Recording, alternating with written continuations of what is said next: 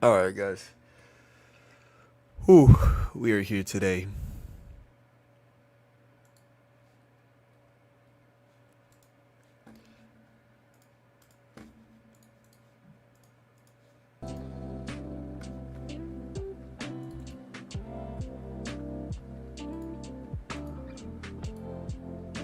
Nvidia still up to almost $1,000 a share. We got Meta up to 514s. The Q at 445s.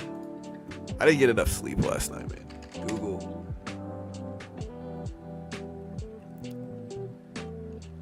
We got Google here.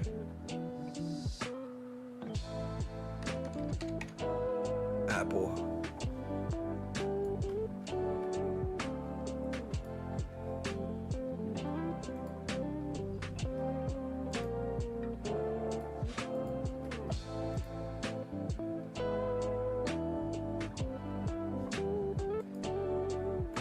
Let me do a poll.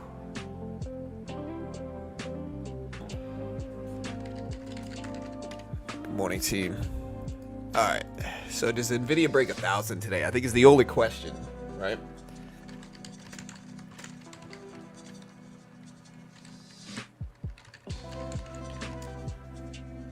Does Nvidia break $1,000 a share today? It's almost there. It's at 950s.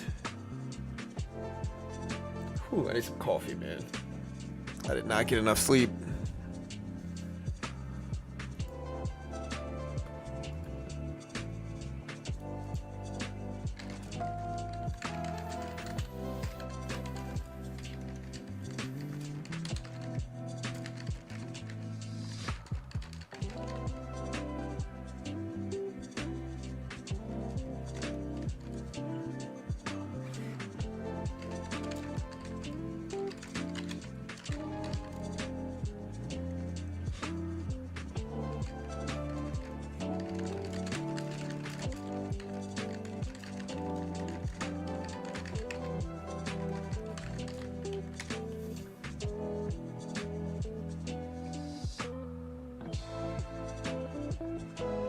Yeah, if they get a video rises, they want to break that 80K Bitcoin.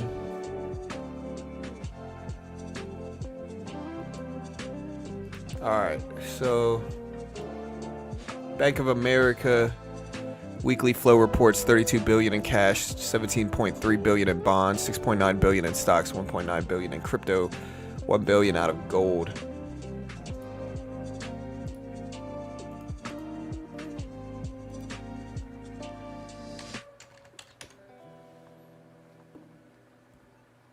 Still got my alarms going off.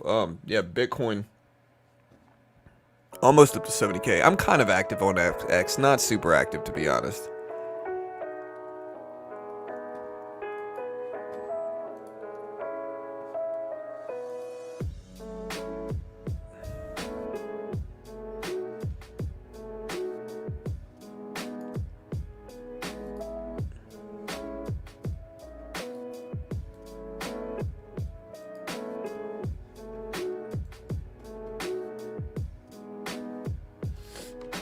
Alright, so let's get this up on screen. I'm waiting for my coffee to cool down so I can drink it, to be honest.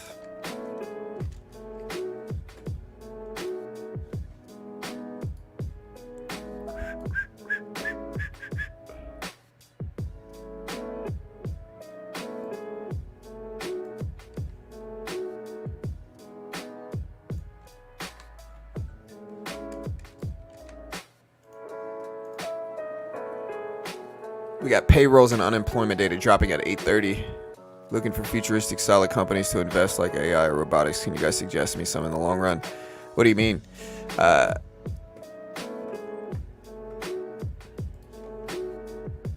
engulfing candle show up.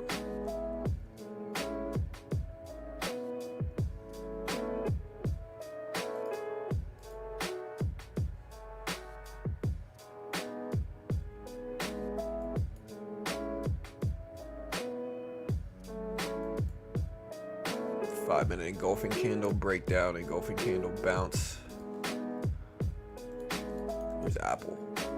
Looks like we finally put in a low. We're right around 170s for Apple.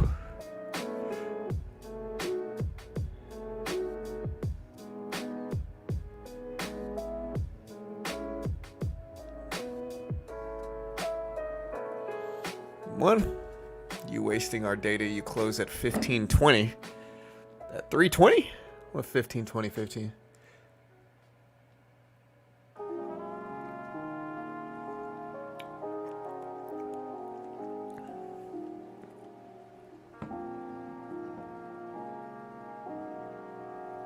Yeah, who knows when it falls.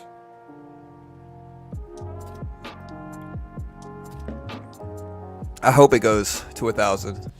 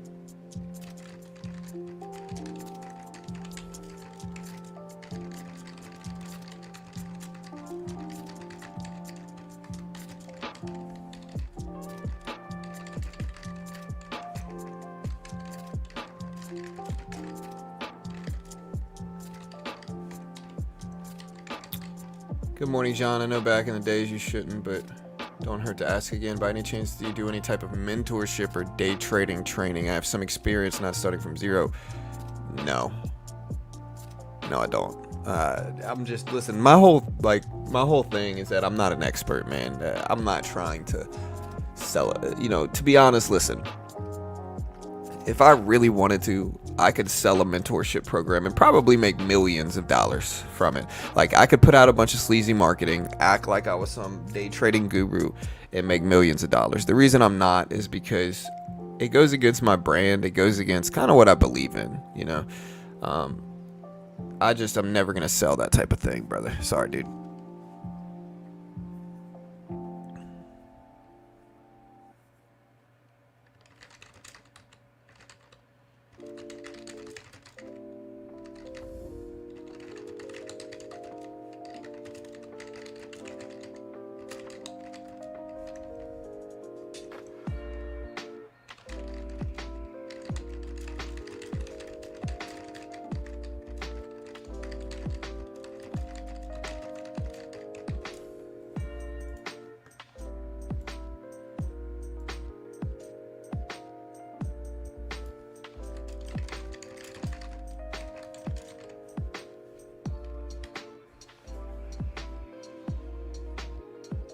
What the market wants you to see today, unemployment up or down. And payroll numbers are going to mean more.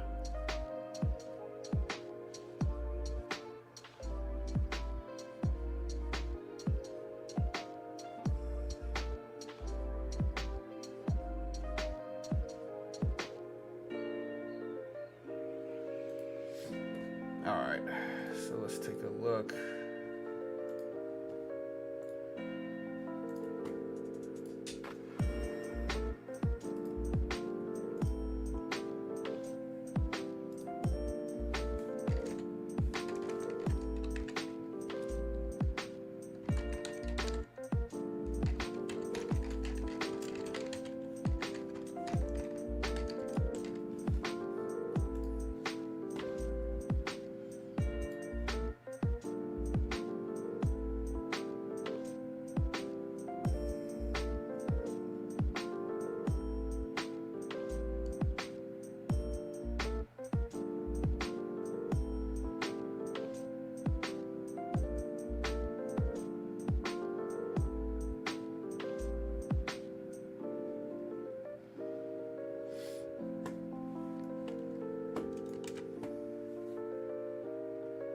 I'm trying out AI, dude, to see how well it works.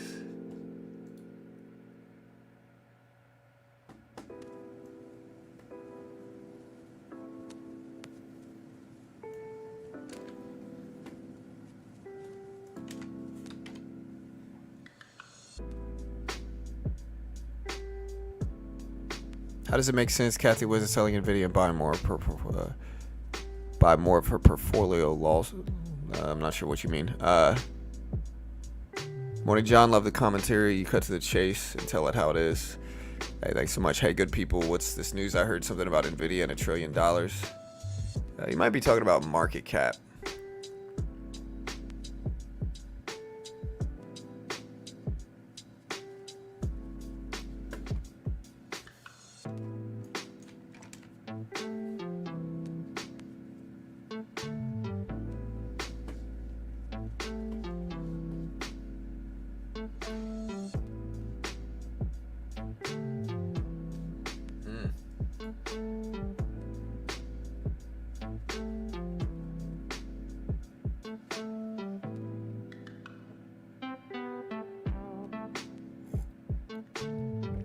Apple hit 170s. It's starting to pull back.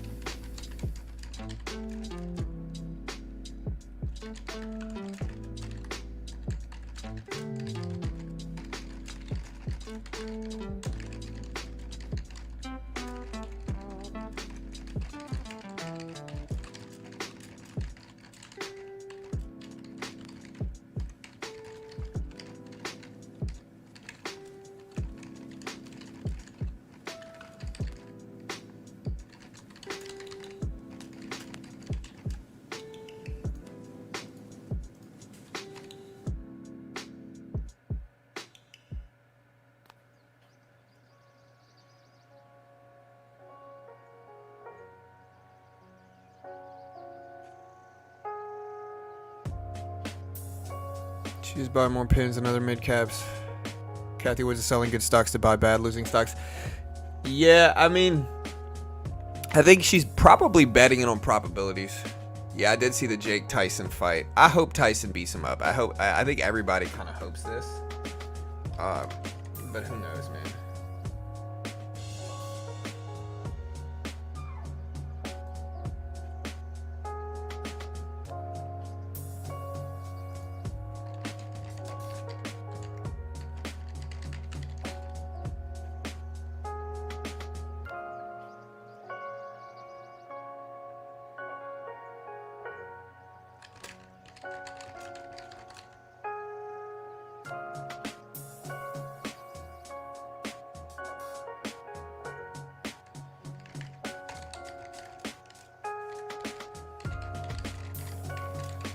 All right, Palantir's spiking up.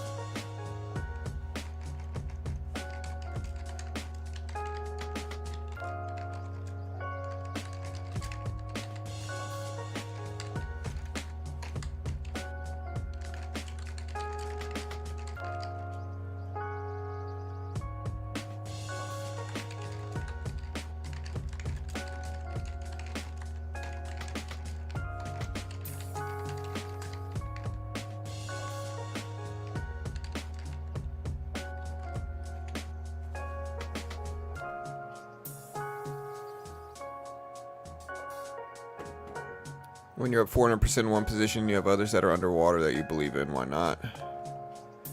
Yeah, we'll see. $1,000 is the interesting level for sure.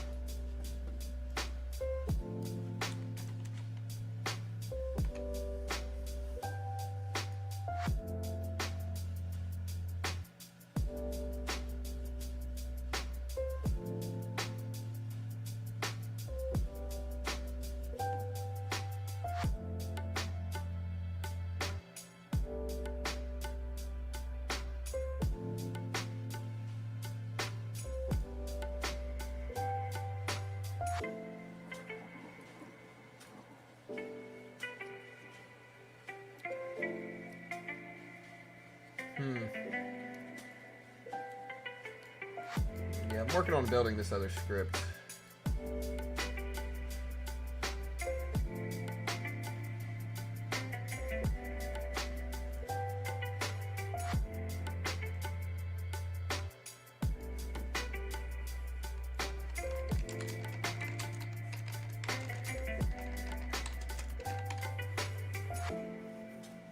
Is $1,000 close enough that traders make it their mission to get there?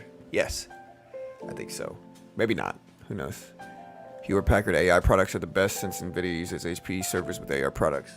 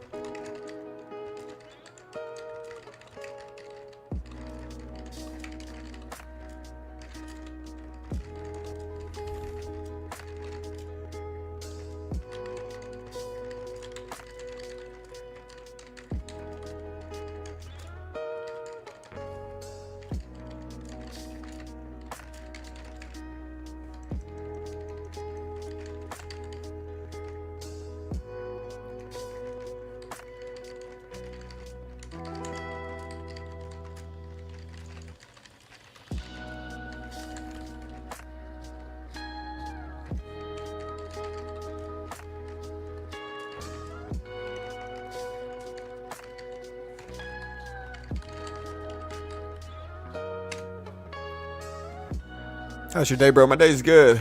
Any comments on PayPal stock? It's not moving much. Yeah, I'm in PayPal right now. You know, I hope it goes up.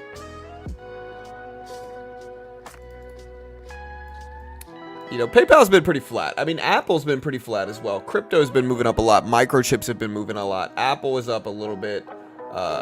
We can look at Google. Sorry, I gotta hit my coffee a little bit more, but yeah.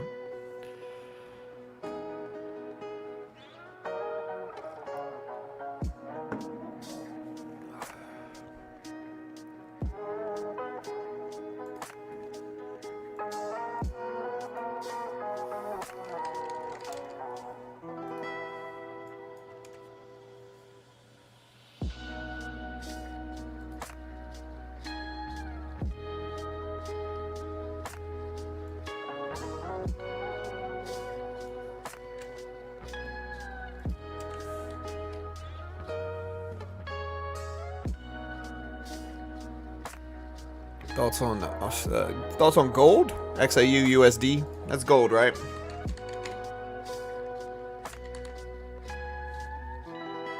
Yeah.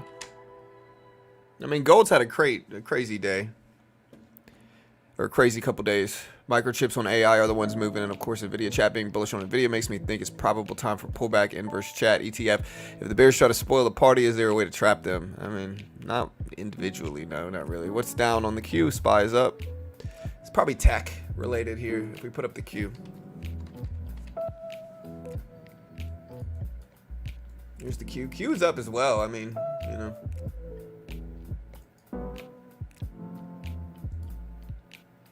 Now, Q is slightly red on the day, but it's had a very good few days. It was at 436 yesterday.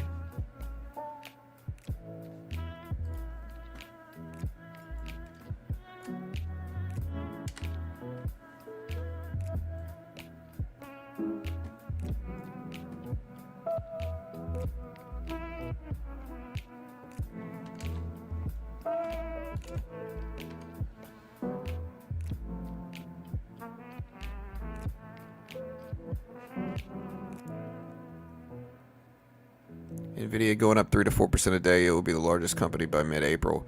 Maybe. Is Nvidia the future? Like, is there not really any competitor? I mean, there's competitors to it, but I mean, regardless of that, there's still, you know, it's still going to do really well. It's probably, you know, you have to understand right now, Nvidia is the stock that kind of moves the rest of the market. It really is. So Nvidia is that stock that kind of influences everything else, is Nvidia.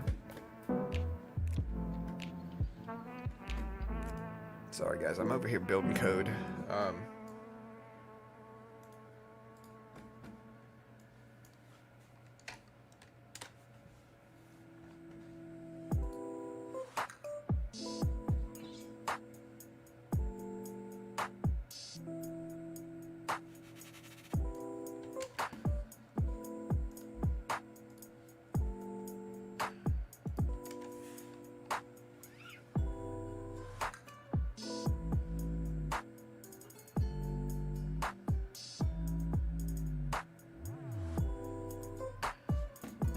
Is NVIDIA they even say big hedge funds or retail? Wow, crazy.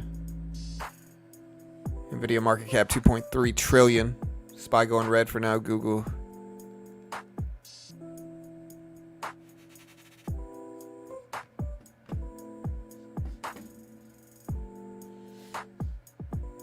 Here, I'll put this up on screen.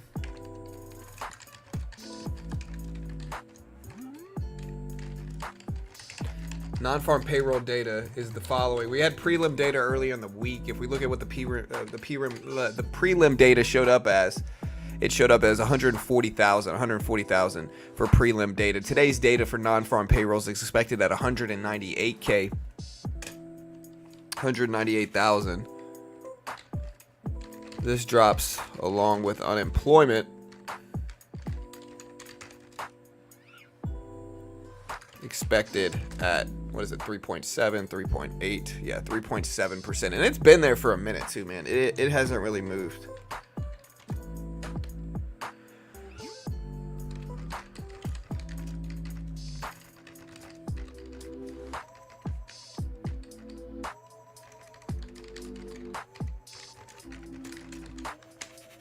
All right. Put this up so people can kind of see it.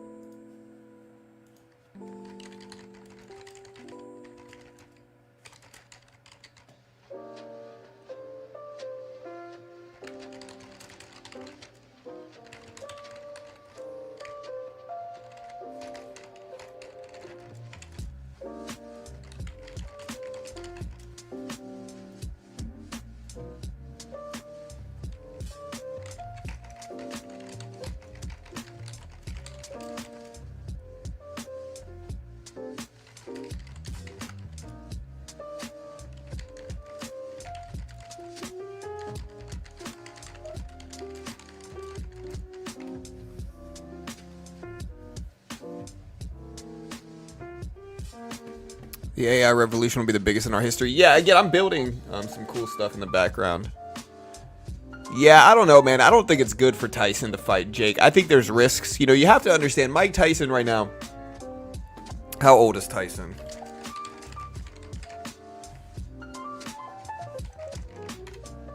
Mike Tyson's almost 60. That's how old, like, people tend to lose their chin over time, right? They retain power. Power sticks with it. The only way I think this will be okay is if they allow,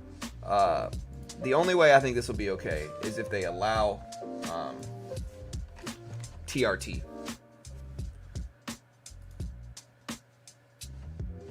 The only way I think this will be allowed is if they add TRT.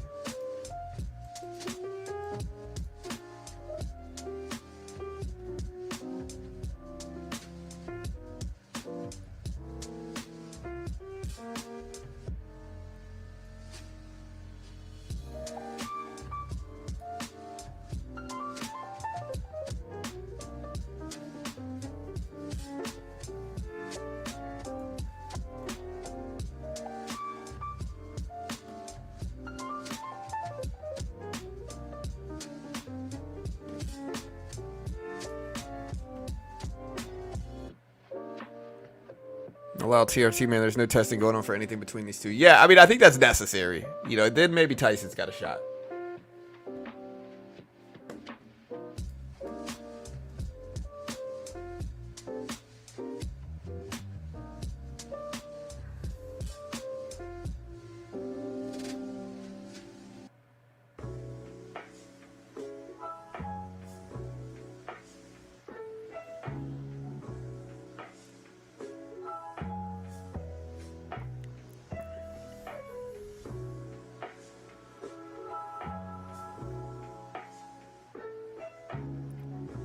Where's Boeing at, man? I'm looking at Boeing.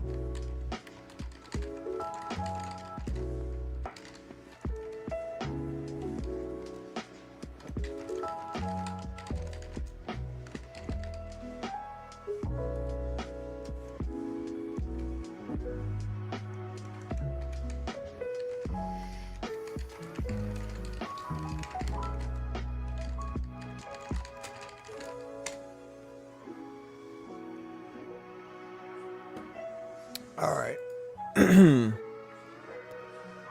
Yeah.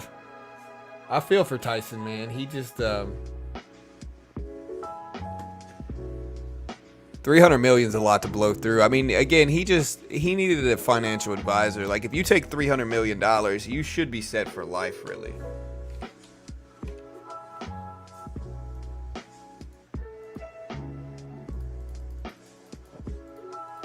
You take $300 million, even if you just invest a third of this, or even if you just invest like 20% of this, right? You can take 20% of this, be set for life.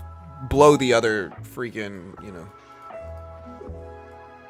blow the other 240 million. You can take 20% of this, $60 million. You buy, how much do 30-year bonds pay out right now?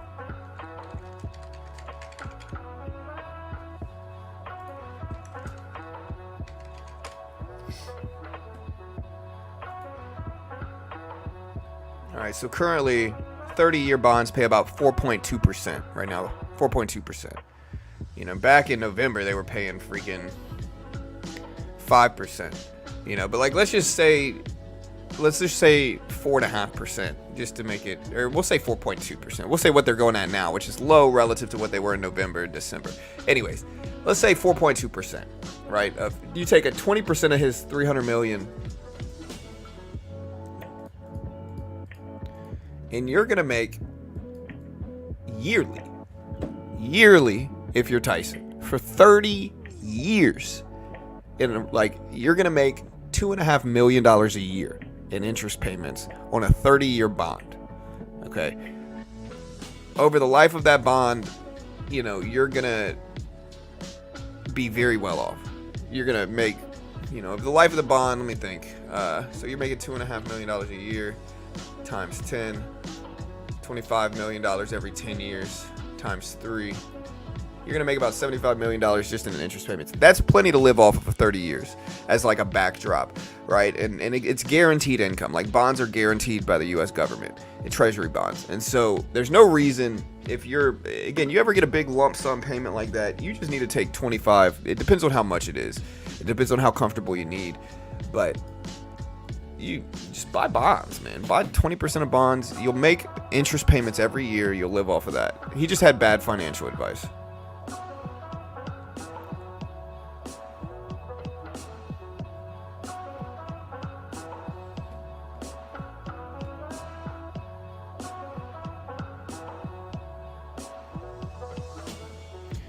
Yeah, the way he described it is that he didn't think about how much things cost. Like, he had a bunch of tigers, and those tigers cost like $1 million plus a year just to live,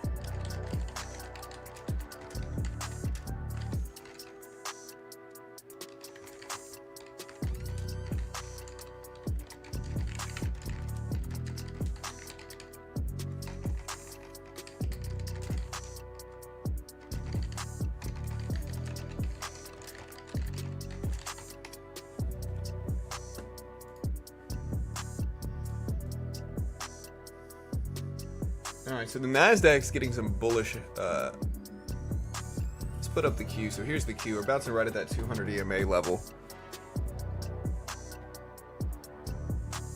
First thing I buy if I won the lottery, a really good financial advisor. You don't even need a really good financial advisor. You just need to understand bond payments and stocks, right? And more than that, people end up getting financial payments because they don't have the discipline to like do it themselves. And so if that's you, definitely get a financial advisor. You know, anybody, like, listen, over long periods of time, like if you got 20 years left to live or whatever, if you think you got about 20, 30 years left, right?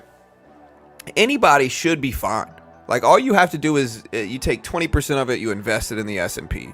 You take another 20% of it, you invest in bonds, and you live off the rest, right? You get a big lump sum that will make you plenty of money over time, most likely, at least. Odds are stacked in your favor.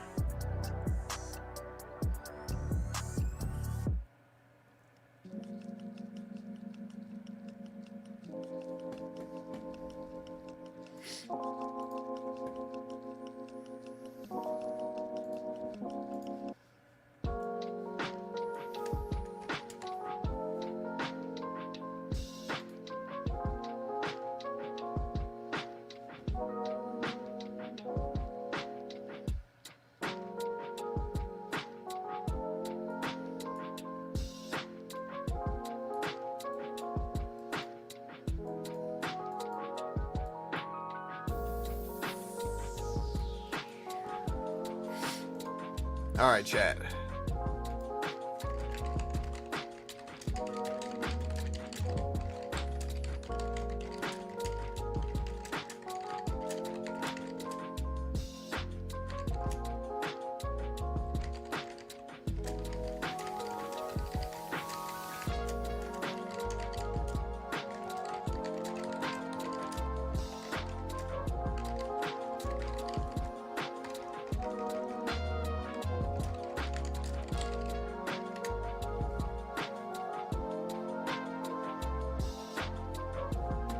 Is gold selling off? Let me see. I could look at gold. Gold's all the way up to, you know, the highs are 21.75. Crazy bull runs, though. Thoughts on Tesla? I like Tesla. I'm in Tesla. How do you deal with friends calling you a DJ who contributes nothing to society? My friends don't call me that, bro. Find better friends, dude. Most of the time, like, in the end, people get mad. Like anytime, if you make good money, people get upset, right? Like, you hear people who do manual labor getting mad at people who don't. And again, I'm not judging anybody for anything. Like, do whatever you want to do, right? Do whatever you can do. But again, people aren't doing manual labor out of some sense of self-righteous, like, morality. You know, they're doing it because that's what they're good at, you know? And that's fine if that's what you're good at. We need those type of people. It's all good. Like, I appreciate everybody. Like, I really do. Everybody contributes to society, so it's all good. Like, you're funding companies is what you tell them, you know? You're funding companies. That's because that's really what stock traders are doing, is funding companies. But sometimes you hear people without money get mad at people with money, and the way they'll justify it is say, "Oh, you're not doing anything," and it's like, are you really? Is that what they're mad about? Or are they just mad because you're making more money than they are? It's probably the latter.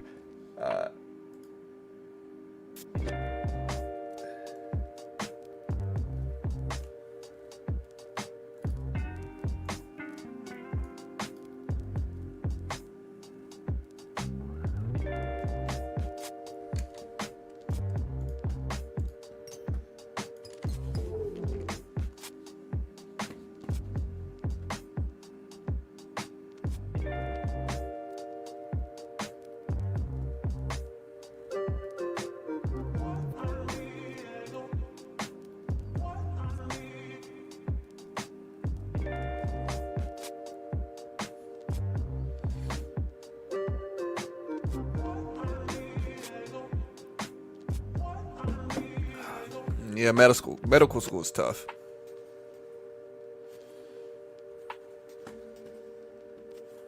Yeah, sorry, I'm building codes in here.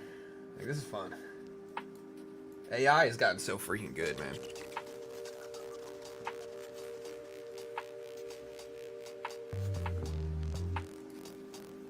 It's not perfect, though, I'll tell you that.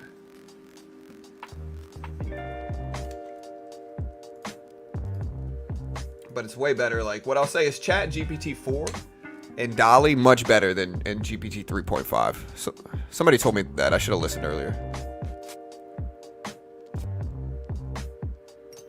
Yeah, I mean, again, what you really learn, John says my pension fund is earning more.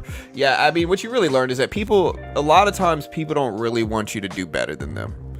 You know what I mean? Like, that's what you realize very, very, very quickly. Very, very quickly. Like, people struggling don't want to see people do well. It's just not fun for them. And they can claim, oh, I really want to see you do well. A lot of the time, there's a lot of resentment that comes with that.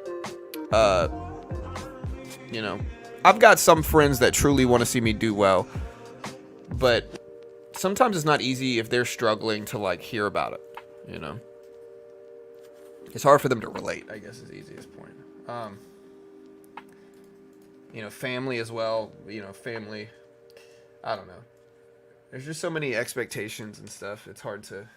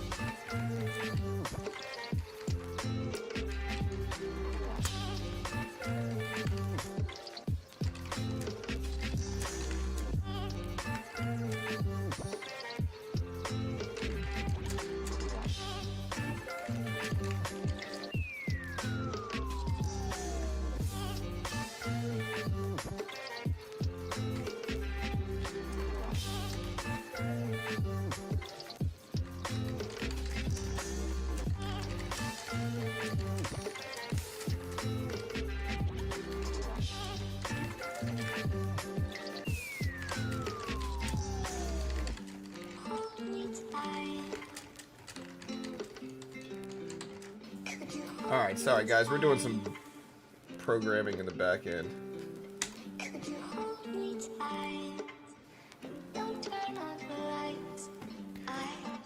Rug pull, I want you to do well, just not better than me. 100%, that's exactly what we get.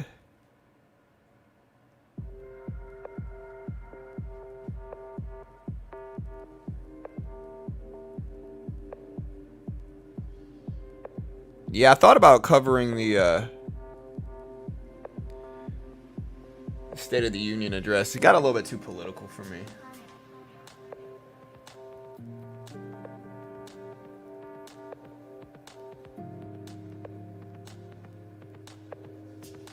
Yes. What's up, Freddie? How do you decide when to cash out of your bank when you're in the process of scaling your account? What's your philosophy on that? In trading? Typically the way you want to do it, again, I don't know what you should do or not, right? Like, I really don't know what you should do or not.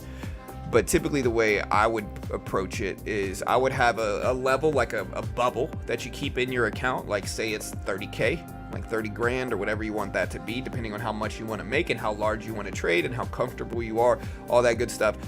A bubble in your account, anything over that you withdraw weekly or monthly or however you want to do it. So an example of that would be like, I keep 30 grand in my account. That gives me about 120,000 in buying power, shorter term for shorter term trades. And if I bring that up to 35K in 1 month, I'll withdraw the 5K, I keep the 30K bubble, and then the next month, if I make 7K and I bring it up to 7K, I'll withdraw the 7K, rinse and repeat, rinse and repeat. That's how I would personally do it, but everybody's different, and again, I can't say either one is better. Remember, not an investment professional, not liable if you lose. I have no idea what I'm talking about.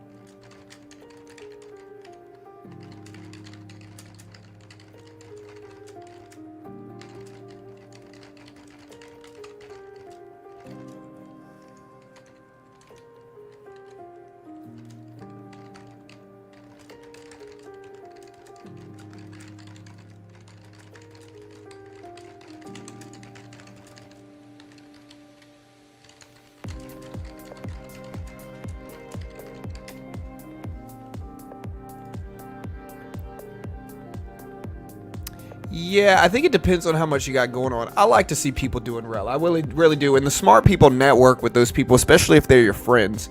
You know what I mean? Like, you can learn a lot from people that are doing well. You have to embrace it and welcome it. You can't shame it or get resentful for it. And I think shaming it or getting resentful for it really causes a person to stay stagnant.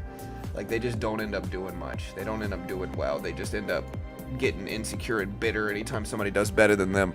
And they never end up, you know, finding success in life in general. You know what I mean?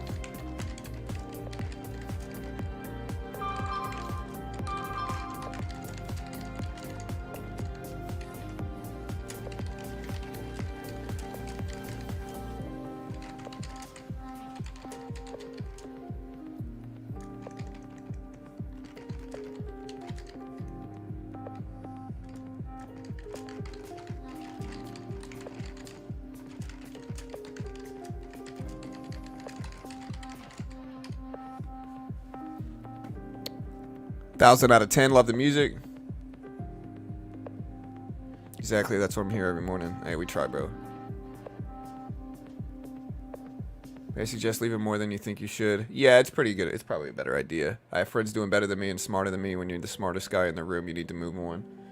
I don't know, man. I think loyalty is important. You know.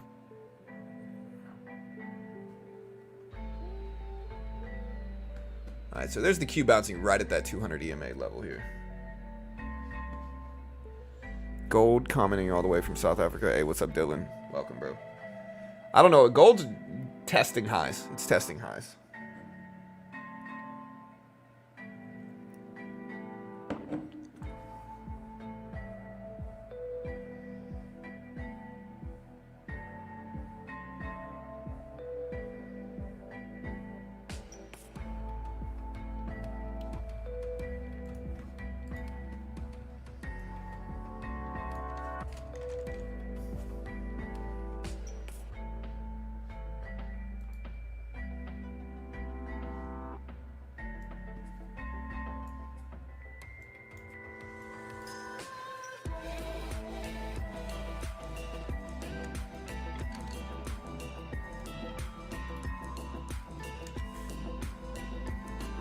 We're going to see a bullish or bearish dollar index, and what do we think of the pound? Well, that depends on what the market does, Ivan. The Dixie will move down if the market moves up, and the market will move up if the Dixie moves down.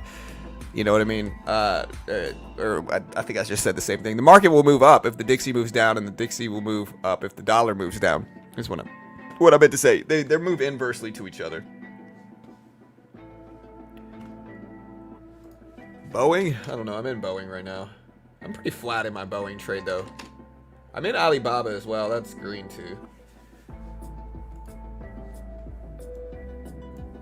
pretty green day. I mean, we're in Apple, we're in Tesla. They're all both pretty green today too.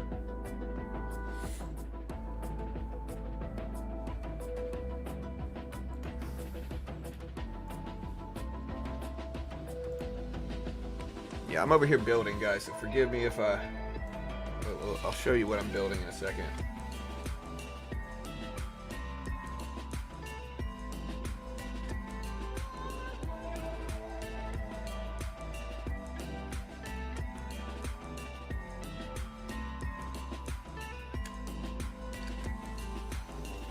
Once I'm fun building it. Again, I'm playing with AI, dude. AI is really dope, dude. It really is. It's cool. Right, exactly. Well, you realize who your real friends are, smart. Like, you know, I'll tell you this, man. I've run into a lot of weird people over here. Like, I've got plenty of friends. I really do. Like, I've got plenty of friends. I don't need more friends, bro. I don't need more friends. And I think people assume that I do, and I don't. Like, I don't need more friends, man. You know, Drake was true when he said no new friends. I've had a number of, like, what I'll mostly see is like, okay, I live in a city that's very well known around the world as being like expensive and snooty, right? And I don't think I'm expensive or snooty. Like, I'm kind of the opposite. I don't like snooty people that are like judgy and weird. But one thing that I've noticed is that it's all about money here. Like, every time I meet like my son's friends' parents or my daughter's friends' parents, the ones that are doing well usually don't want anything to do with you. They're too busy doing well. Like, they'll be nice, they'll be friendly, but like they're doing their own thing, which I can respect because I'm kind of the same way, right? But then you'll also meet instances of them where their friends are not doing well. You know, like they're struggling. They're, you know, something happened to the mortgage market and they're doing weird. They're doing poorly. Like, they're not doing that great. And so those are the types that get really weird with me. Like, I've had a couple of them get really weird. They see my YouTube channel, they see my other businesses outside of it, and like they just start to kind of laser focus on me, and they want to act like they're my best freaking friend, my best bud ever.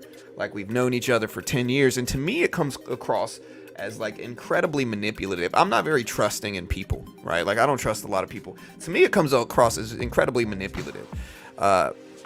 And maybe I'm just, you know, maybe I'm being difficult. I don't know. But usually they end up wanting something from you. And then when you won't give them that, like I had one that wanted me to promote their crypto coin, or like they wanted me to make an NFT out of some type of like chemical, like, you know, like, and like all this different stuff. And when you say, hey, look, I'm not going to do that, then they get weird with you, right? Like just super pressuring, like networking kind of thing. I don't know. I'm just not really about it, man. You know? And then they just freaking dislike you. It's just, the whole thing's just strange. But I'm sure this probably has to do with the area I'm in.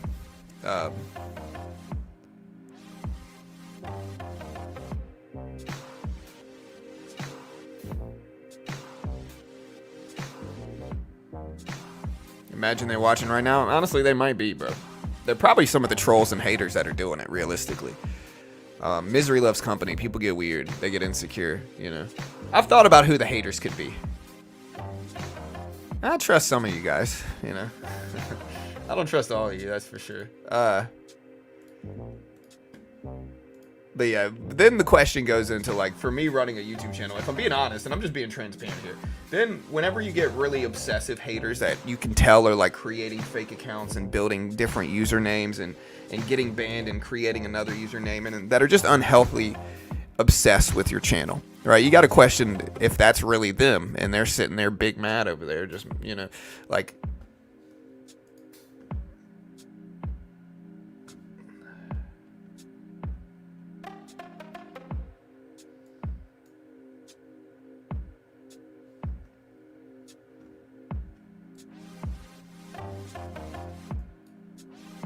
so, question about ChatGPT. Can I send it a picture and have ChatGPT interpret the picture? Let's try it.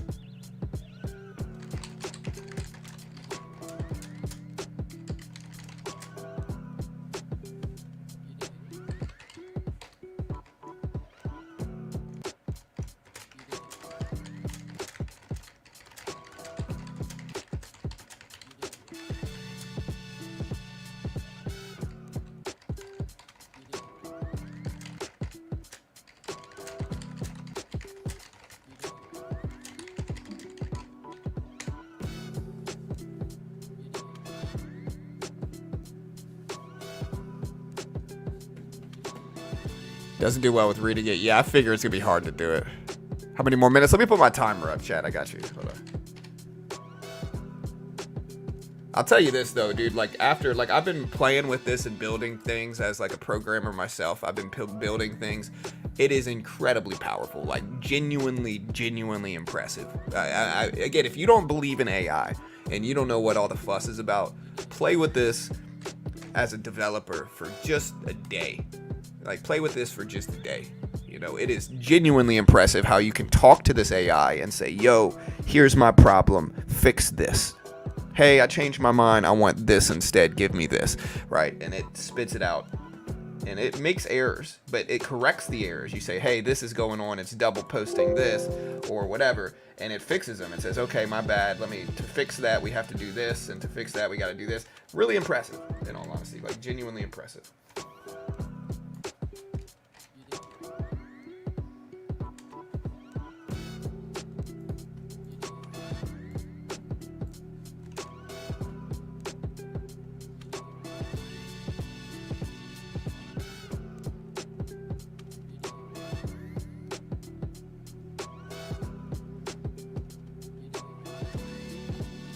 All right, chat. Non-farm payrolls. Again, it might be something in which the market doesn't want to see more payroll numbers.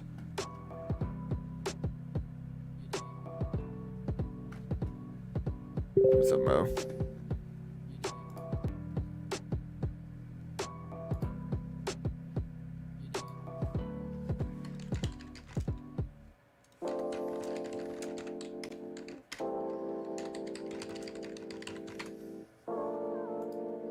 Do you like my new banner, chat? Here's my new banner. I got a guy working on it right now. What do you guys think? Here's my new banner.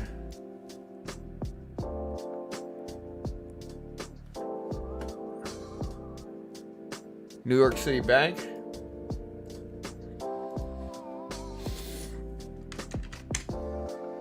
Yeah, I mean, it rebounded a lot.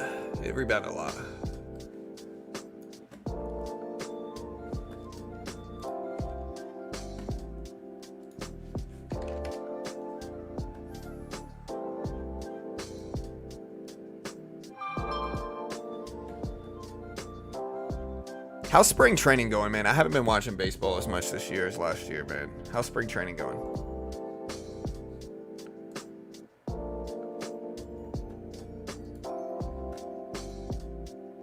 Is it going good?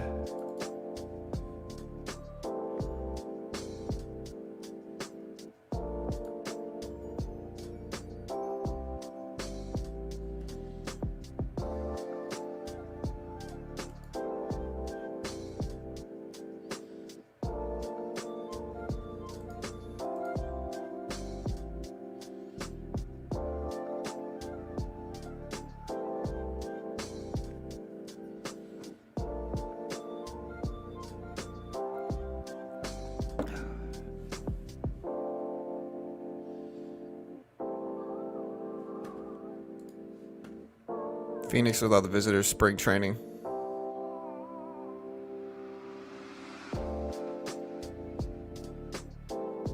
I love how people say stuff in chat as if every participant in the market is here listening. Yeah, you know how people get, bro. People that, most of the time it has to do with people that just truly do not understand the market. They just don't understand, right? So they think everything's AMC and GameStop and just pumpable. They think I'm out here pumping up the SPY and the S&P 500, you know? And again, obviously anybody that understands markets recognizes that that's just not freaking possible, man. It's just not possible. Like, I can't influence again, small float stocks like penny stocks you might be able to influence in that way.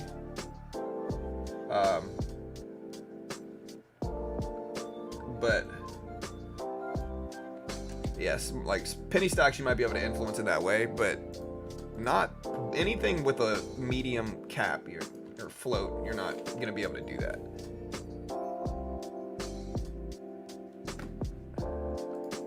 Let's see what it's running into an error.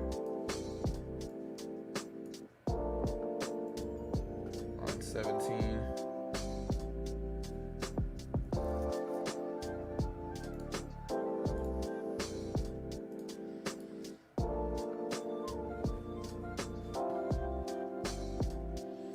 Yes, we're gonna watch. Hello, are we gonna watch non-farm payrolls here? I mean, nah, bro. The stream's just titled non-farm payrolls. It says right here below me, right here, NFP payroll or NFP data drops at 8:30 and is expected. This drop, along with unemployment, is expected at 3.7%. We will cover all as soon as released up to chat. You know. So yes, we will cover it here, sir. I'm just kind of messing with you. It's all good. I appreciate you being here.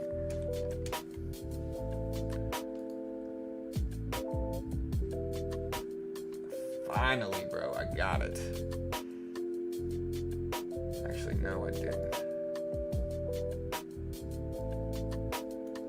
You know, in theory, it looks like it's working. Let's try a 5-minute one.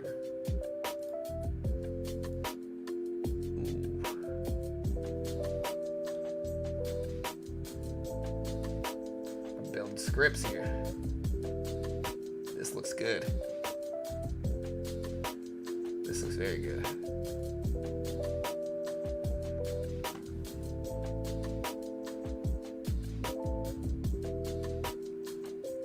Check out this script I just built. I'm not going to tell you guys what the conditions for this script are.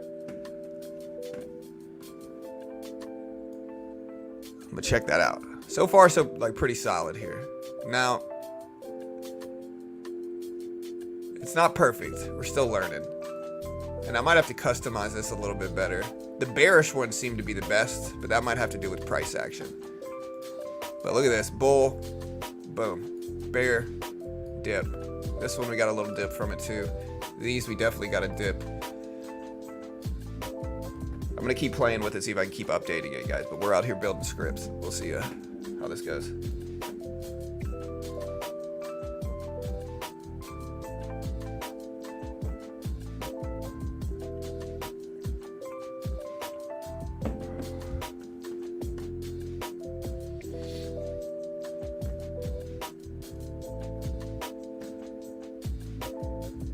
Nvidia breaks 1K, what is the pullback correction? 900 to 950 and on the same day or the next day?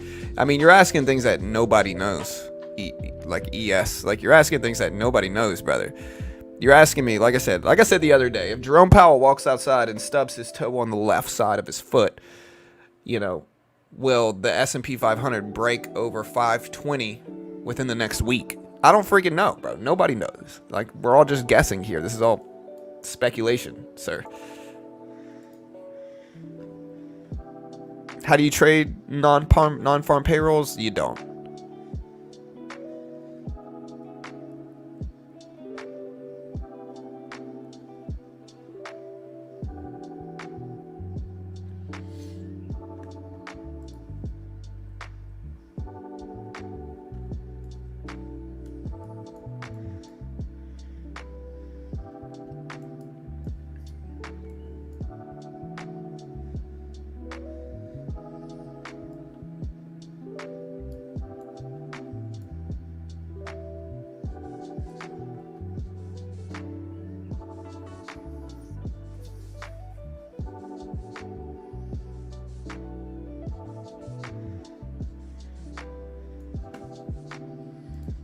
I got an idea.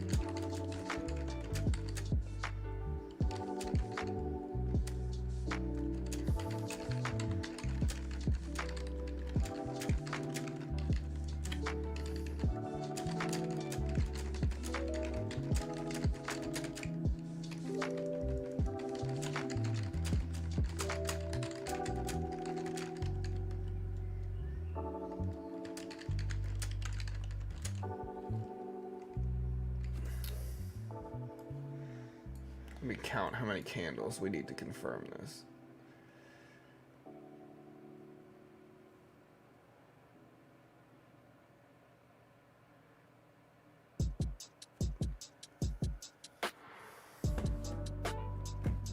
building this.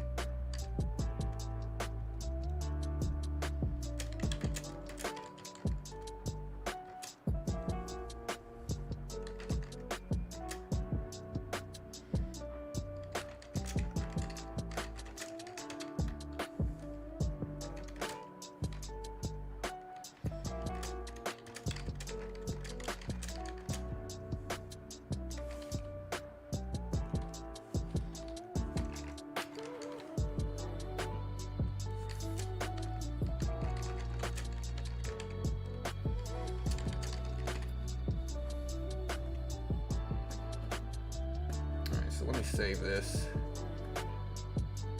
I think this is good, man. Alright, let's open up another one.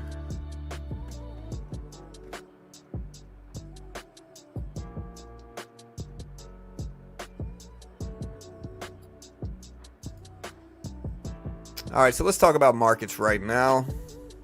10 largest stocks now account for 33% of the S&P 500, well above 27% of share reached at the peak of the tech bubble in 2000, and 25% of earnings according to Goldman in a new note published late on Thursday.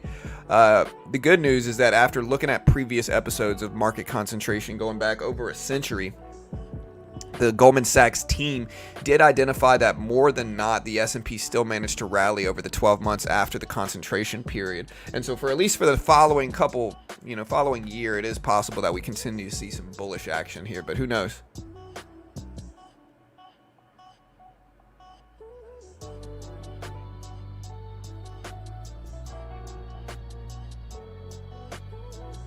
Yeah, honestly, Pawn, I didn't get enough sleep either, dude. I'm tired, bro. I did not get anywhere close to enough sleep either, brother. I probably got like 3.5 hours. I don't even know if I'm going to jiu-jitsu today. That's how tired I am.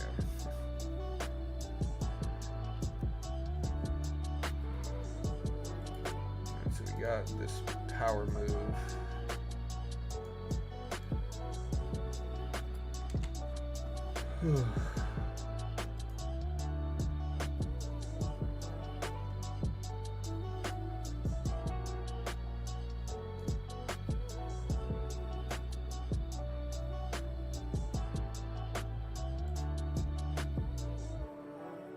Wow, this one's definitely broken. Chat GPT.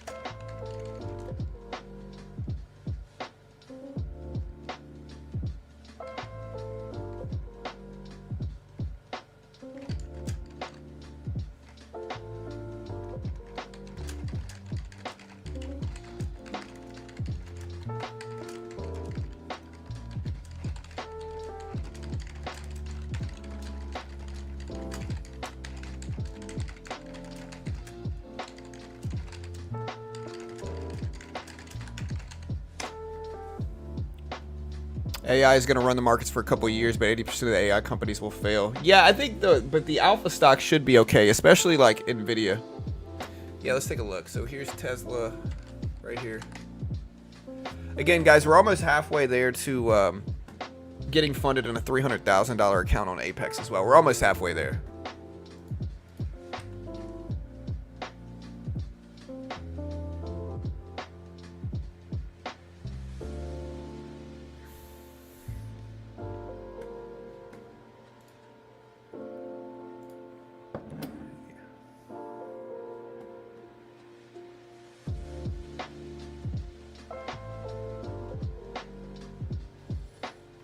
You see, we got the engulfing candlesticks pattern showing up here. Let's take a look at like the NASDAQ here. Engulfing candlesticks usually can be powerful. What I've noticed them work better on though is longer term time frames. So like let's look at a 20-day chart.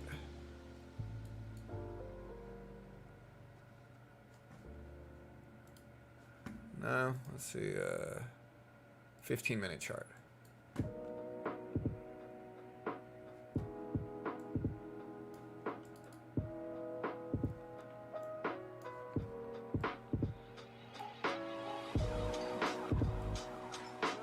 No.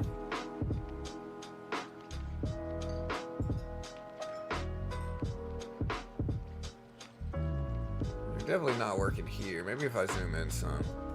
Try a 1-minute chart. I mean, this would be like a candlestick pattern, so it'd probably be a little bit shorter term.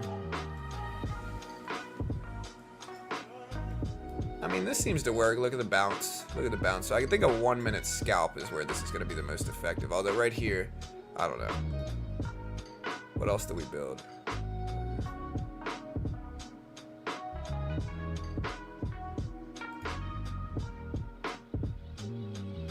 Hammer candles seem to be kind of powerful too. We're watching that. But yeah, here's Tesla on the right side. Tesla almost back up to 180s after dipping all the way down to 170s yesterday.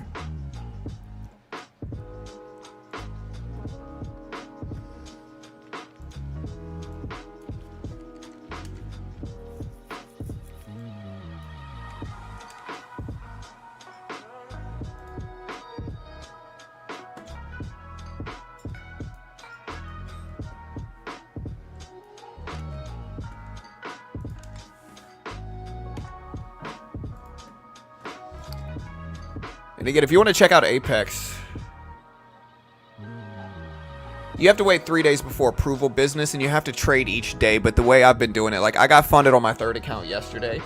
And so, again, the way I did it is I just literally took a micro position in one contract of the micro E-mini. I bought it and sold it immediately, and that counts as a trading day. So you can hit the profit target in 1 day right now, and it's basically like a 1 day pass. Like, okay, so an example of this, if I take the 50K Apex account and I build up $3,000 in profit on the very first day, right? The very first day I have it, I build up, I say I have $3,100 in profit. I need 2 more trading days before they'll fund me. But all I have to do is the second day, I buy 1 contract of the micro E-mini. I buy it, immediately sell it. Don't even care about the profit. I'm not going to lose much on 1 contract of the micro E-mini.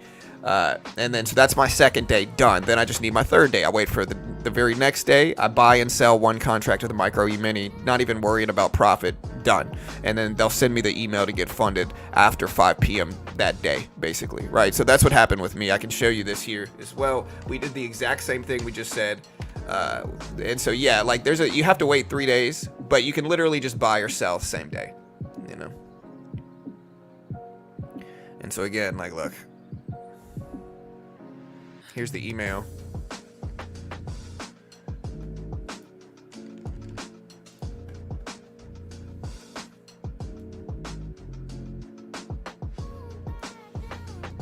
Hi, congratulations on successfully passing this. Makes you eligible for a performance account. You know, here's my certificate. I gotta sign the signatures and do all that stuff still for it. But yeah, I got it basically. So that's all you really gotta do.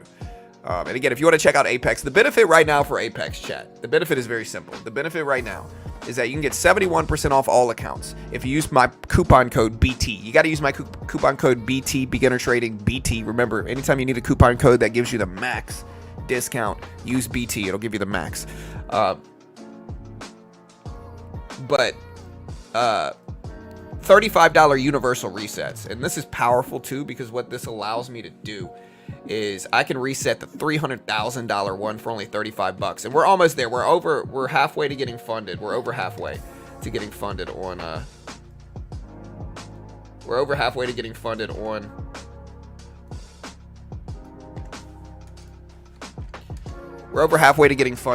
a $300,000 challenge, which is incredibly powerful here. So again, if you want to check it out, Apex, great deal right now. They did over 100 million in funding. They're one of the most legit funding account programs in the world right now. You can check it out right here. Hey, check out the link, Cody. Again, use promo code BT. If you do buy one, let me know. I'm trying to track it. I'm still friendly with Top Step. I don't have anything against them, you know.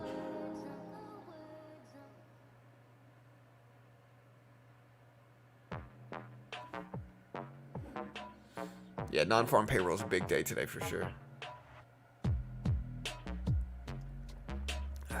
Yeah, there's the link right there if you want to check it out. We're out here building.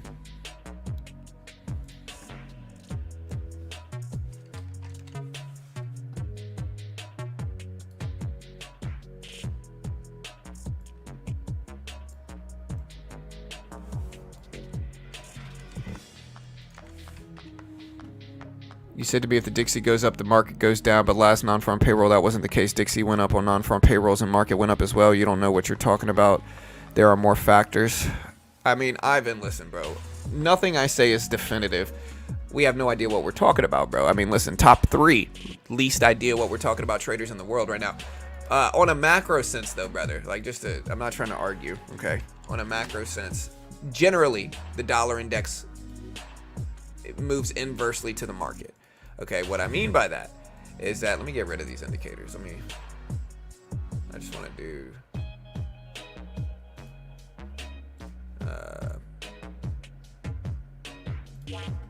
all right. What I generally mean by that is, here's a 1-minute chart. Here's a 5-minute chart. An example of this is looking at, it's not going to be universal always, but look at actual market hours. Okay, so again, here's the Q yesterday. Here's the Q yesterday. And here is the Dixie. Q pushed up a lot yesterday. The Dixie moved down a lot yesterday. Let's go with the day before. The day before that, we had chop with breakdowns at the opening bell. The day before that on the Dixie. Now remember, this opens up much earlier than the actual market. So this is 8:30. And so we have to look at 8:30, which is right here. So yeah, they did move with each other a little bit on the Dixie the same day prior. But on a macro sense, they tend to move inversely to each other. Although, again, it's not perfect. It's not exact. You know, the Dixie, the SPY typically move inversely. The Dixie and equities typically move inversely for a lot of different reasons. But again, it's not perfect. It's not exact. I have seen periods where they move with each other. And so it depends on what goes on.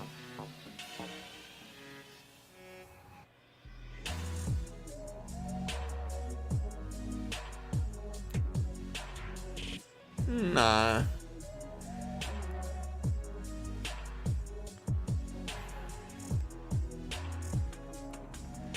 Yeah, for sure. Top 3 disclaimers in the world right now.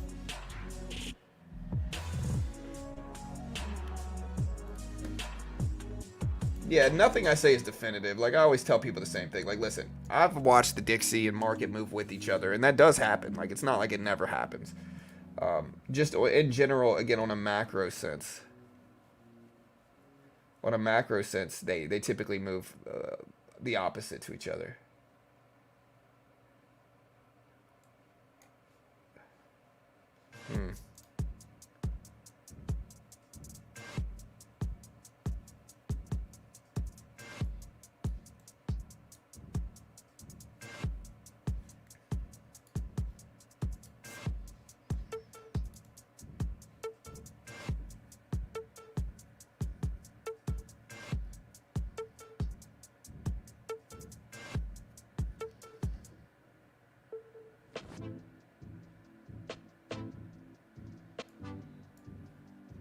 Yeah, I'm out here building indicators.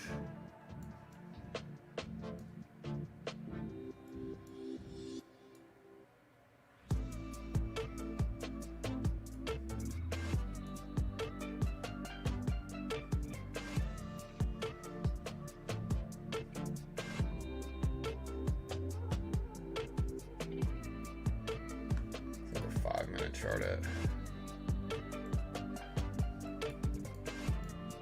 Put the SPY up here. I think the SPY will be a little bit easier to watch.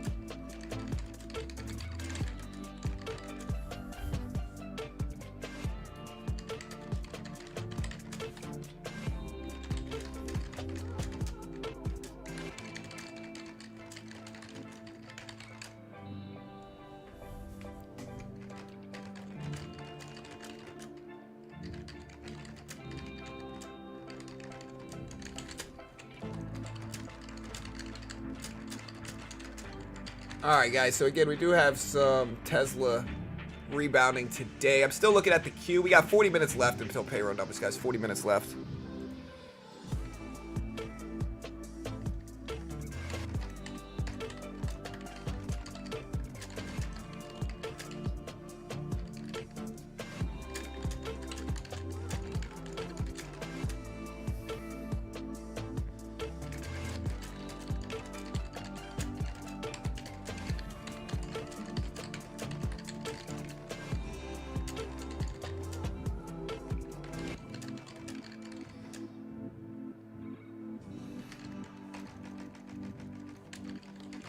Gold is sniffing. Yeah, gold is climbing up over the last few days.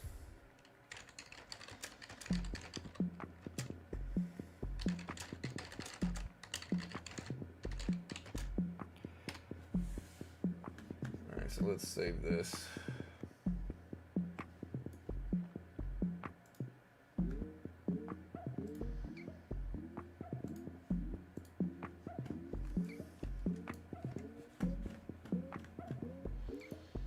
You think gold will buy or sell on non-farm payrolls? I'm not sure. It depends on what payroll number is going to come in at. Got to wait till Monday.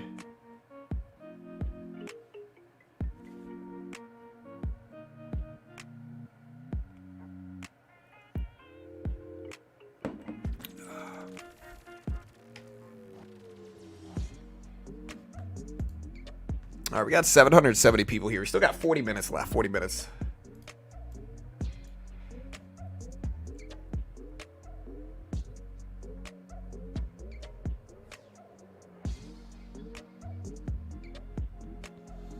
What's your month-over-month prediction percentage for what? Payroll numbers?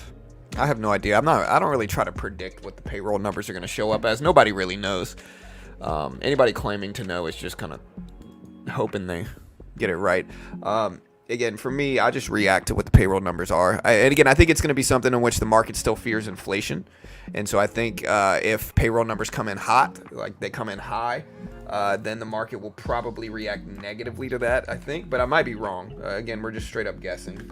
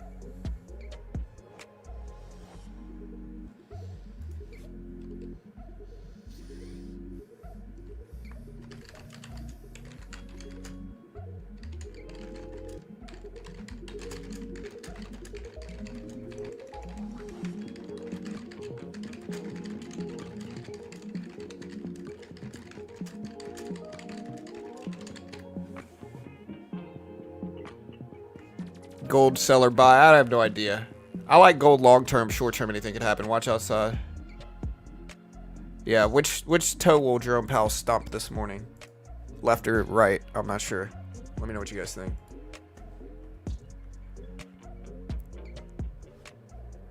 Dude, I don't know gold, guys. Nobody does, you know. I'm not sure why y'all are asking me about gold so much. Gold is up there. I hope it goes up. I'm bullish on gold.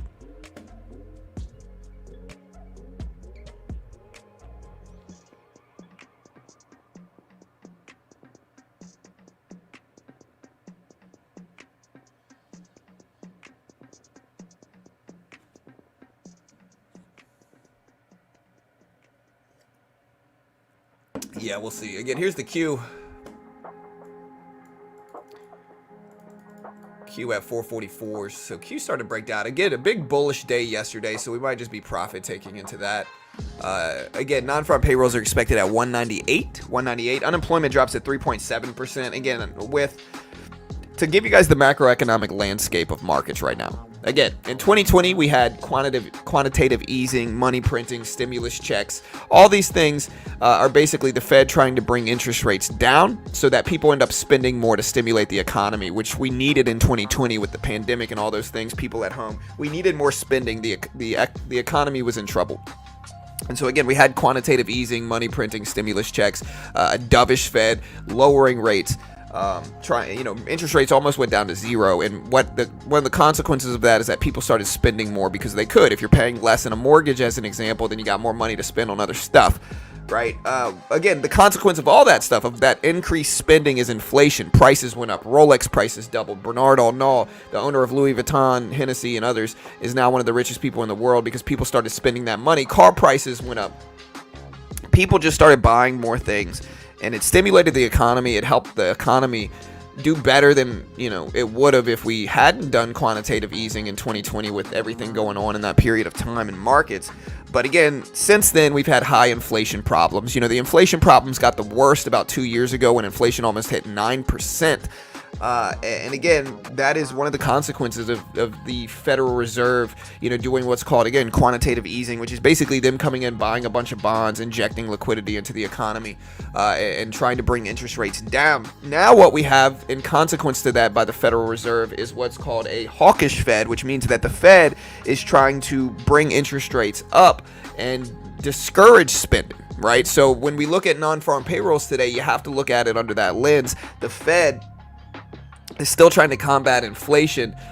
We've been in a period of what's called quantitative tightening, which is basically just the Fed stops buying bonds and injecting liquidity into the market. They could do direct QT, which is them selling bonds, but most of the time it's passive, which means that they just kind of let their current bond holdings mature and run off their balance sheet. They're trying to reduce their balance sheet in a period of quantitative tightening. We're also been raising rates for the last few years, which again, the job of raising the federal funds rate, which is what the rates is when we say raise rates, that's the amount that banks charge each other to hold and loan money overnight. That eventually trickles into interest rates for consumers. And when consumers pay more in interest rates, like if you're paying more in a mortgage, you got less money to spend on other stuff. And so, again, that's the Fed trying to discourage spending and bring prices and inflation back down, right? Well, we've been in that quantitative tightening period, and we've been watching the Federal Reserve and listening to what he has to say regarding all this stuff. And one of the things he said is that we're not out the woods yet. We still could have inflation problems. The Fed, the base case is not to cut rates this month. I do not think we're going to cut rates this month. I think it's going to be June plus until we start cutting rates. And I think the Fed has been a little bit more hawkish, which means that the Fed is still very much fearing inflation and spending specifically. And so again, when we look at non-farm payrolls, we have to look at it under that lens. Again, we're just straight up guessing, because anybody that actually pays attention to this stuff, again, you got the guy Ivan sitting there just trying to be critical of everything. Remember, guys, the Dunning-Kruger effect in trading is very real. What that means is that people that have the least amount of experience, people that know the least, typically act the snootiest in trading and act like they know the most and go around criticizing other people. That generally means that they know the least about economics and trading. But when we look at non-farm payrolls under that lens, I think spending is going to be interpreted as a negative thing right now. I think if payroll numbers come in really hot, it will mean that, inflation problems are still out of control, and it will mean that we're less likely to cut rates because the economy, with payroll numbers booming, means that the economy is not as much at risk. And so the Fed doesn't need to cut rates. If you think about it in a strategic sense, the Fed doesn't need to cut rates if payroll numbers, if spending, if the economy is doing well. And so that's the way we have to look at payroll numbers today, as well as unemployment. Unemployment expected at 3.7%, 3.7%. It's been there. That's one of the longest streaks of low unemployment that we've had in a long time. Again, opponents to the current administration will say, and again, I don't really choose sides. I don't really care about either political side or anything like that. But some people are saying that the reason unemployment is so low and payroll numbers are so high is because people have to work more to afford things right now because prices are so expensive. And that might be true. I'm not sure. I just think that right now we're still in a period of fearing spending and fearing inflation. And if that's the case, the market might not react super positively to higher than expected payroll numbers. Again, payroll numbers expected at 198. 198.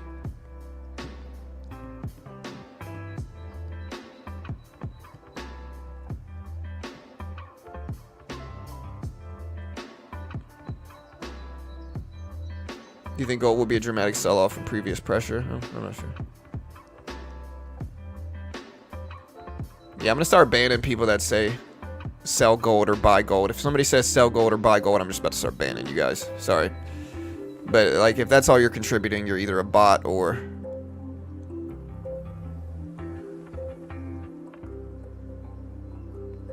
quantum computing growth, IONQ, IBM, and even HON. I think they have some future.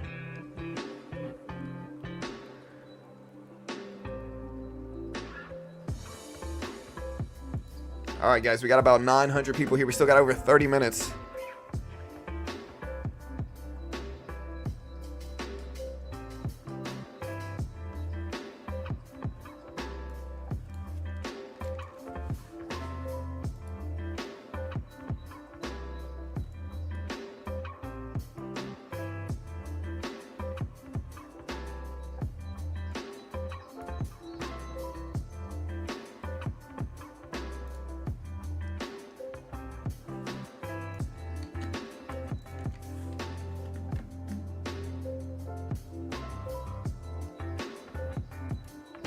You know that you are the only live trader that comes on constantly every day.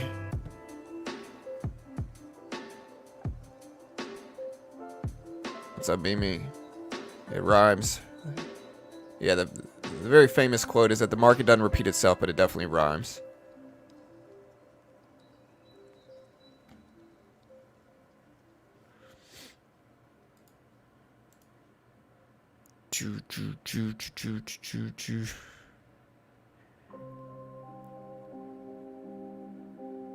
Yeah, I'm good. 4K. Thanks so much, man. My guy Ivan just weird, bro.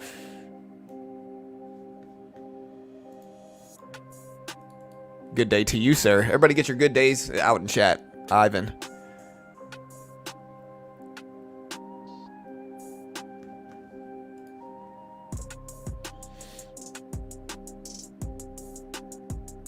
Yeah, again, I want people to understand. Like, listen.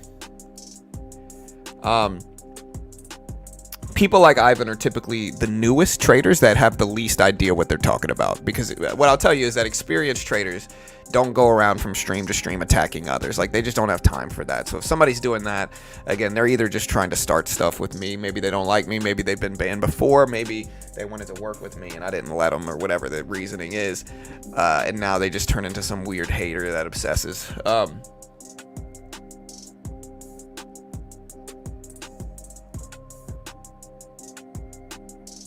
Don't be Ivan. I say good day. Willy Wonka in here, sir. Get Willy Wonka.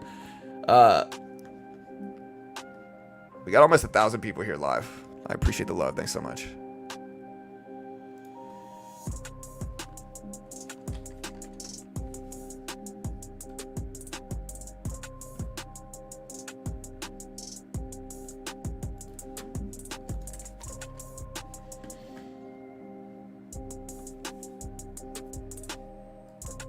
Real pro traders are busy, not moving from channel to channel, talking smack. Yeah, for sure.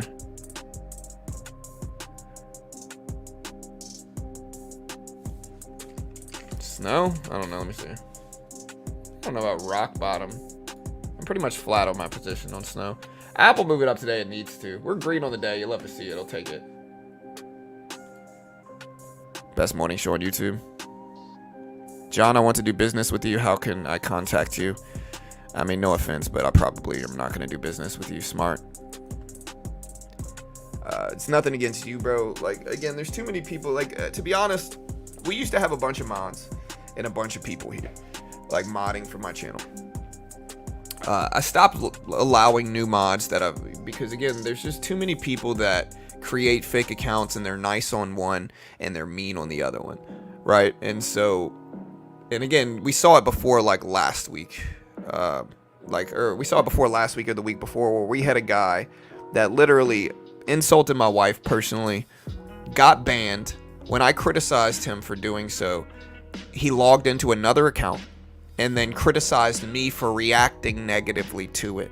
You know what I mean? So he's playing both sides. He's acting like he's two different people. The way we knew it was the same guy is that when you looked at his channel, he was subscribed to this very obscure, he was a very obscure YouTuber, and then when you look at the guy that responded like that, he was also subscribed to the same guy, right? So it was the same guy doing it. And again, it goes back to like typically failed YouTubers are the worst and most like the biggest haters in the world are failed YouTubers. But either way, like I can't bring in mods like that. I don't trust enough people to do it. You know, there's just too many weirdos out there that over the years have just been weird and off, and I'd rather just not deal with it. So no matter how nice you are, you're never gonna be a mod here, except for Pawn. You know, that's about it. No new mods. That's a song coming out. You know. I have a business and I want you to do promotion on it. I'm good, Smart Film. I got enough sponsors, brother. I don't want to cloud up the stream with more. Sorry, brother. It's all good. I wish you tons of success, Smart Film.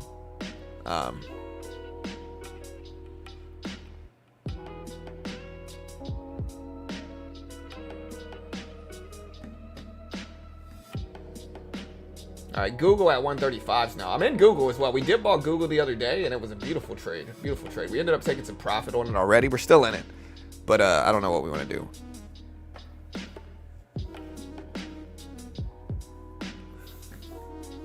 Yeah, definitely top 3 mod rappers in the world right now for sure.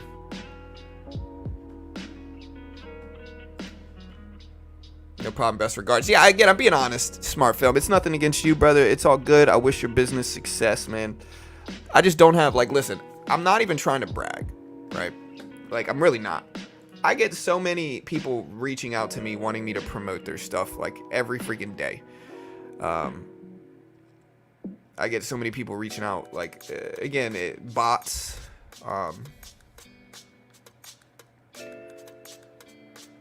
It just gets kind of...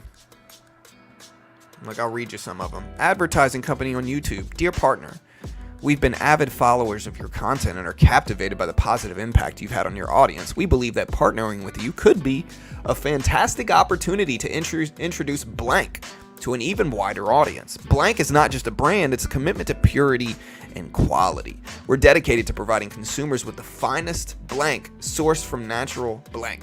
Like, dude, why do y'all, like, this has got to be nonsense. Like, this is total, like, just... No, I'm not going to promote your bottled water. Like, dude, I couldn't imagine my sales would be good from bottled water. You know?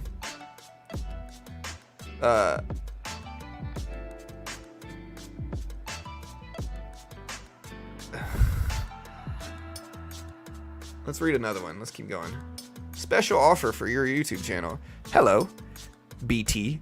I checked your channel and you have a really good YouTube channel. We would love to promote our product to your audience for a simple fee. Kindly message me here. No. Let's keep looking. These are all in the last like 2 days. It's got to the point where if you look at my sent messages are literally like, yo, please stop messaging me. Hello, beginner trading. I want to buy ads on your YouTube channel and other socials for blank. How much does advertising cost? You know, I think when you're really small as a YouTube channel, we're about to hit 10 million views for my YouTube channel. So thank you guys so much. I appreciate the love. Thanks so much. But I think when you're a small YouTuber, you really want sponsors, but you don't want to rush them either. One thing that Mark Zuckerberg got right is that if you rush advertisements and marketing before you're big enough, you're never going to grow, right? So like the way you build income, like the way you build a business on social media is you grow the social media channel first with no marketing, no advertising. I didn't have sponsors for years on beginner trading. Once you grow it enough, like once you have a big following that's showing up, then maybe you can start hitting them with some ads, right? But you gotta grow that following first. If you're a small YouTube channel and you get like 10 views a video or whatever, and you just start hitting them with ads, it's never gonna work. People rush monetization. There's too many options for people.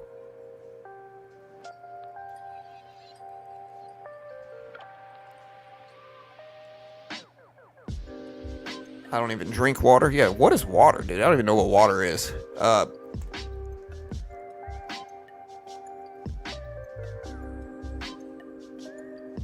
So if non-farm payrolls below that expected, does that mean it's positive for inflation? No, that means it's better for inflation. I mean, depends on what you mean by positive, Ellie.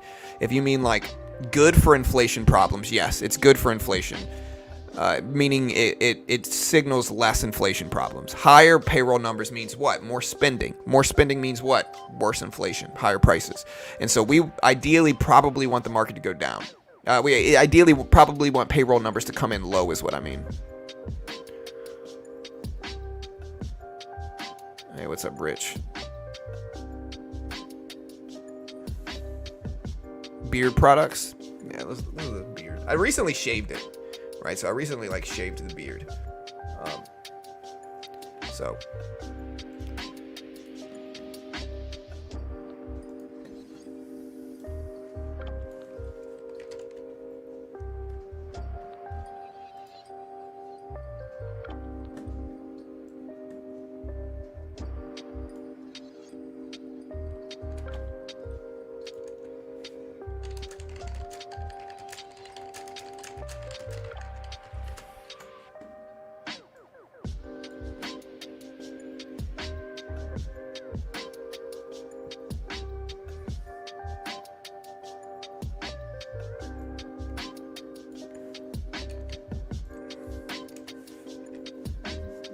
no predictions on non-farm payroll. I mean, there's no way to predict non-farm payroll. We can only guess the reaction depending on which outcome, right? So if payroll numbers come in high, I think the market's going to react negatively. If payroll numbers come in low, I think the market's going to react positively. But nobody knows what the payroll number is going to come in at unless you have insider information. Nobody knows. Anybody that claims to know is just trying to act like an expert. Again, the reality is nobody knows what payroll numbers are going to show up as.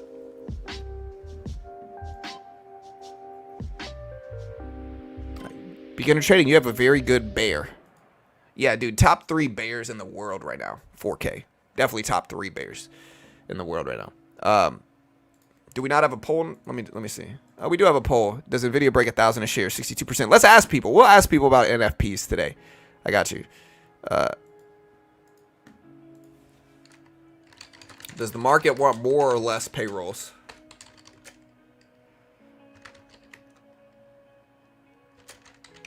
Does the market want more or less non-farm payroll numbers?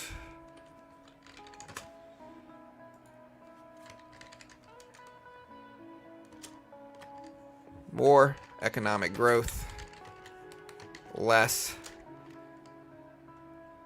slowing inflation.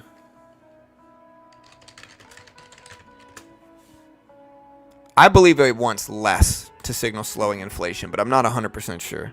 NFP numbers are going to be, nobody does.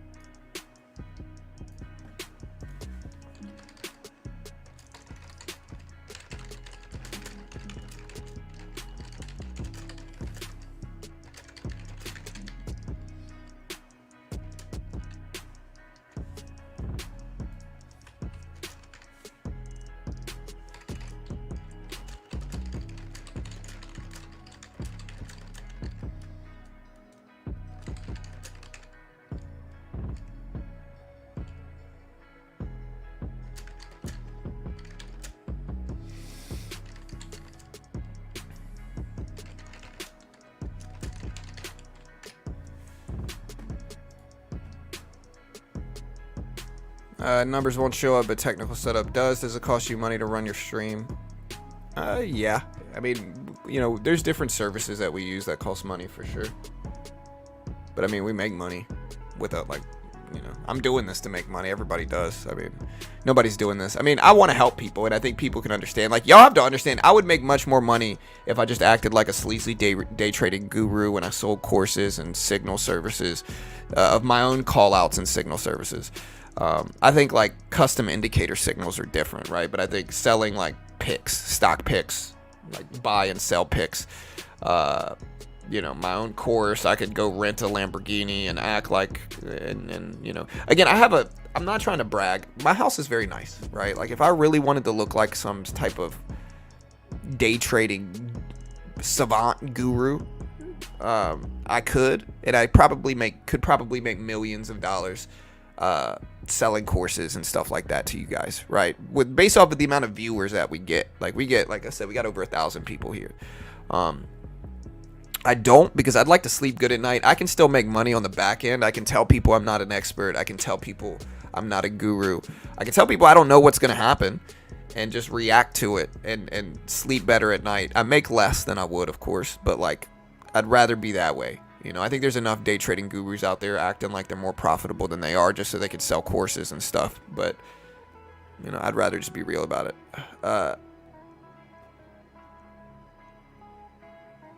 100K Bitcoin this year. Well, yeah, it's certainly possible.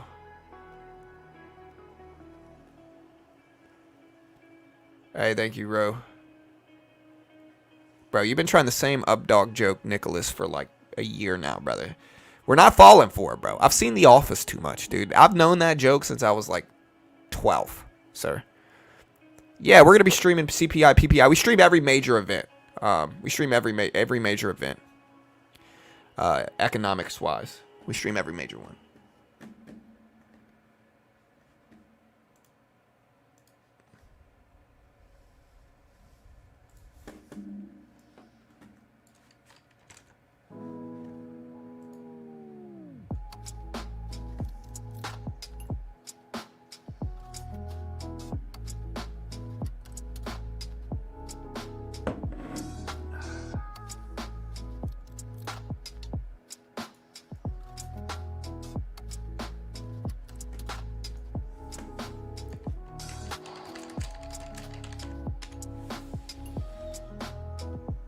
Yeah, I think Bitcoin will eventually get 100K. I think it's inevitable as well, but I might be wrong. All right, guys. Hey, we got 15 minutes before payroll numbers come out. 15 minutes. We got over 1,100 people here live. Look at the engulfing candle that showed up on Tesla and the beautiful bounce that you got from it.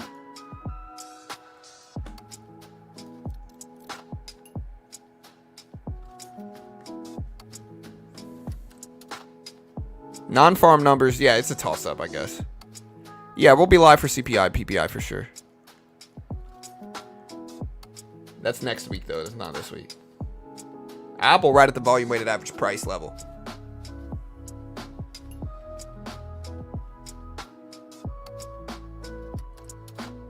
Gareth Soloway, bro. That dude. Hey, listen, it's all love here, bro. I can't judge anybody. He made a bet. He was wrong, and that's okay. Right? Like, I'm not judging him. Listen, I thought GameStop was short at $4 in 2020. You know, just to be honest. I eventually changed my tune and joined them instead of going against them. And I think that shows a very, like, you have to be flexible in markets. If you're wrong, you better recognize it and pivot.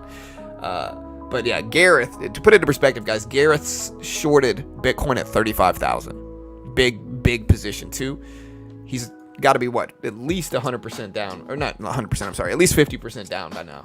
35K, we're almost to 70K. So yeah, he's about 50% down.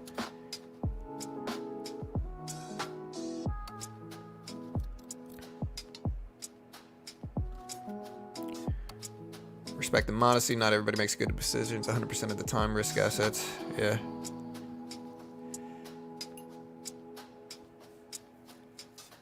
Wait, what happened to my banner? I thought I had one. Oh, there it is. Okay, good.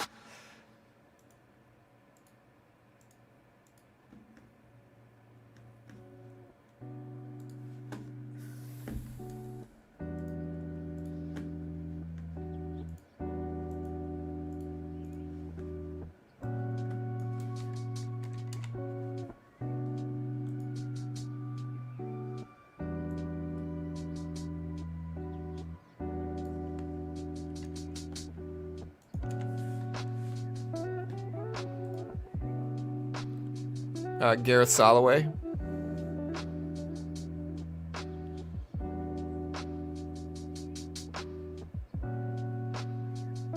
Yeah, I mean, I think a lot of you guys have to understand this part about YouTube and trading, right? Like, y'all have to understand this. Okay, I've seen this a lot of the time with a lot of big YouTubers over the years. Like, you really got to understand. Big YouTubers have an interest in making you think the sky's about to fall. Right? Like, they get more clicks. It's just like the news, right? The news's job is to get you emotional. and to make you tune in, to get your adrenaline running, to make you on the edge of your seat so you keep tuning in, right? Like, that's their job. Both sides, that's their job, right? A lot of people who, it's difficult to recognize that. They fall for it. They get really wrapped up in it. That's where identity politics comes from. But in trading, it's the same way, right? Like, again, a year and a half ago, everybody told me the market was about to crash. They shamed me for thinking the market could go up. And in hindsight, we all know who was right. But again, you got to understand, big-time YouTubers, just like the news, they're going to get more views if they say, is the market going to crash? The market's going to crash. I see a lot of them post a video literally every other day talking about a market crash, and they've been doing so for years and years and years. And then when they're wrong, they'll post. I've seen some of them post videos like, the market's going to crash tomorrow. Watch this video now. The market's going to crash tomorrow, right? And then the market ends up ripping up 5% the next day. And then what do is they start pumping out videos on different topics, trying to dilute their videos so people don't see that one video that told everybody the market was going to crash. And they do this over and over and over and over and over again. Hey, Tesla breaking highs, got up to 181s. And again, for some reason, people still follow them, right? And this is where you get a lot of the emotional traders in here getting mad at me, getting mad at everything. Confirmation bias, again, a powerful thing.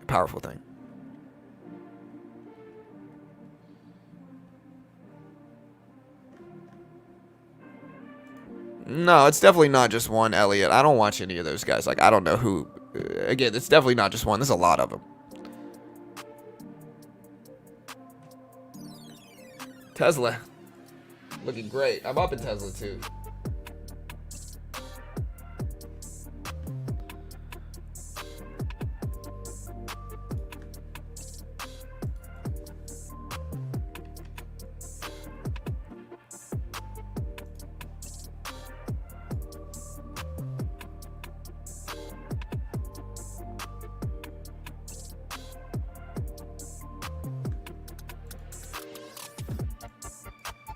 Watching the SPY again. NFP's dropping about 11 minutes, chat. We got about 1,300 people here live.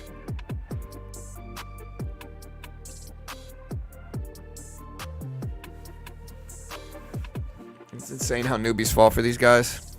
Yeah, I mean, again, the thing to understand is that nobody freaking knows. That's why I repeat this so much. Nobody knows. Nobody knows if the market's going to go up, down, or sideways.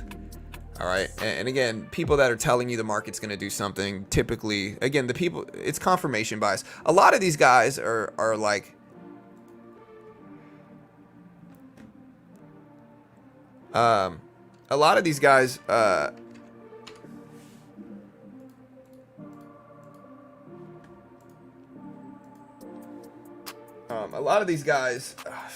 forgot what I was about to say. Sorry, I got an email. A lot of these guys were day traders, right? So they're day traders that turn into economists and long-term viewers, and they don't understand, right? Like, they haven't really been around markets long enough to really understand, like, how it really goes, right? So a lot of them just haven't been around long enough to truly understand how it really goes, right? So they think that a crash is going to happen every other year, and it's just not. Like, that's just not how it freaking goes.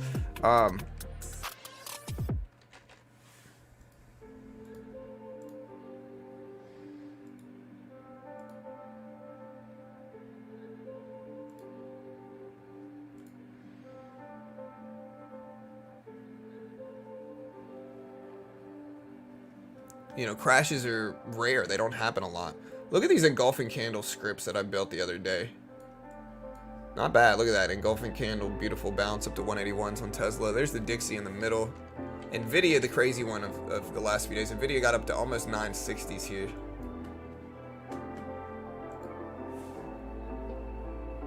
All right, chat. We got 8 minutes. Hey, thank you, Jeffrey. Do you remember your first YouTube video? Yeah, I mean, people are critical, man. So when I first started posting, I didn't show my face. I kind of had a different voice because I was kind of self-conscious about my voice. And I heard another YouTuber say a very similar thing where, like, when he first started posting, people made fun of the way he sounded. Like, if you don't show your face, all people have to make fun of you is the way people sound. Again, generally the people that act like that are the most insecure people in the world, right? I'm definitely top 3 in the world too, most insecure traders ever. But But anyways, I posted a bunch of videos, lost a bunch of money, and then stopped. But while I was gone, right, like I posted like 10 videos. Tesla's still ripping up to almost 182s. While I was gone, I started growing. People started watching my videos. The idea was the same as right now, where I was going to create a channel where I didn't claim to be an expert. I didn't act like a guru, and I just told people I was just a trader, you know. You get a lot of people that are mimicking that type of plan now, but again, it's a blessing. The channel's a blessing.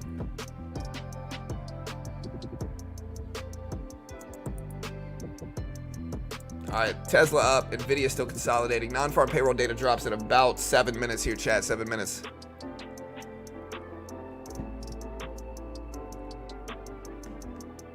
Again, expectations are 198,000 is what they're expected to show up at.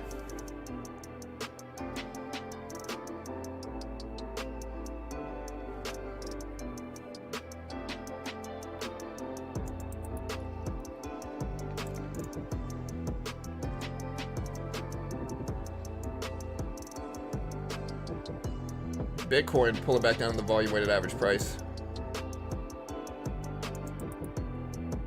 Google's still trying. Tesla's still ripping. Look at this. Nvidia. Here we got the Q up on the left side. Q breaking over the 200 EMA volume weighted average price level. Let's watch the previous closing price. We might be choppy until payroll numbers come out. Hey, I appreciate the love, guys. Thanks so much. Again, bullish or bearish on this report? Let's see what the poll number showed. Does the market want more or less NFP numbers? 53% think more. I disagree. I think the market wants less, showing slowing inflation.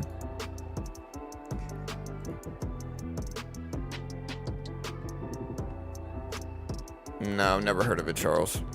The report drops at 8:30. We'll cover it as soon as it's released right here. It's the non-farm payroll report.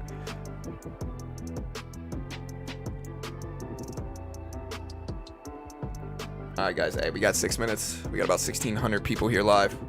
We should have over 2,000 people when payroll numbers come out, I think. At least over 2,000.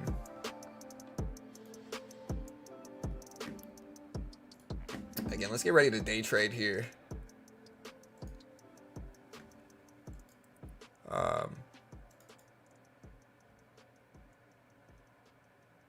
We made a bunch yesterday on Apex.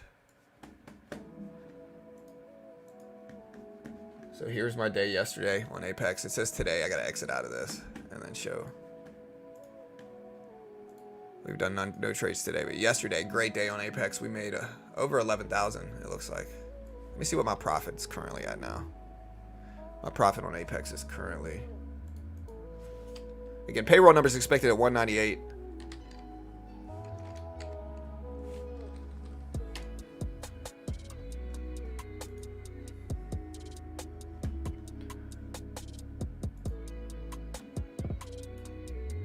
I got a sign for my funded account. Oh. All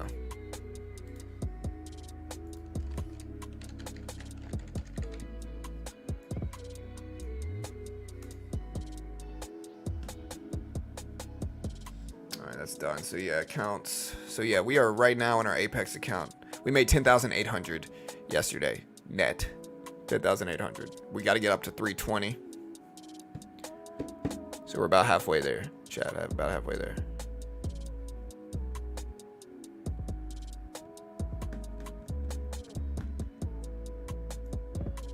All right, guys. Tesla's still riding up here, chat. Here we go. We got 4 minutes left. 4 minutes left.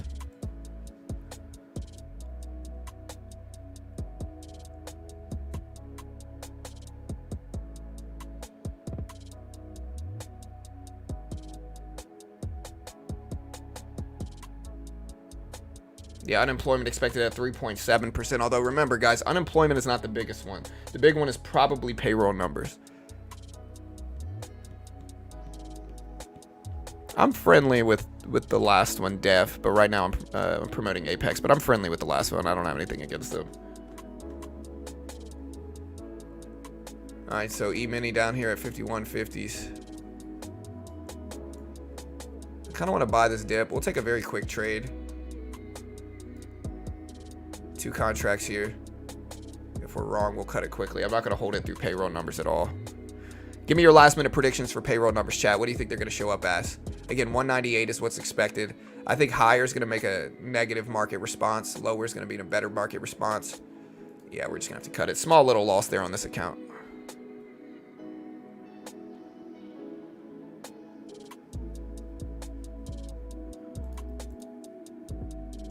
What? This has got to be a glitch. Okay, yeah, it was a glitch. Sheesh, dude. I was about to say, here's my account. 310,679. So we're still over 310. For whatever reason, it told me I just lost $4,500 on that trade. Must be Quant Tower. All right, so we got 187, 200, 186, 200.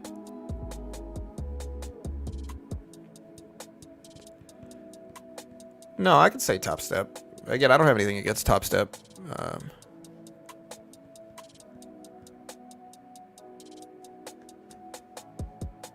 All right, guys, we got about 2,000 people here. We got 2 minutes here, chat. 2 minutes. Be ready. Again, if you want to check out Apex, here's the link. Apex has this crazy deal where you get 71% off. Remember, you got to use my coupon code BT to get the max discount. You get 71% off, but resets are only $35. So you can get the 300K one, which costs $200, and then to reset, it's only $35. So if you ever wanted a big funded account, that's the way to do it. They give you a demo, test your skill. If you can pass the test, they fund you. If you fail, you're only out what you pay for, which, again, Apex, super cheap. They have $25,000 challenges. They have $300,000 challenges. Universally, it's only $35 to reset right now, $35. If you want to check it out, again, help your boy out. There's the link. Use coupon code BT. We got less than a minute here, chat. We got about 2,100 people here. Give me your last minute predictions. Unemployment expected at 3.7. Non-farm payroll data expected at 198. 198.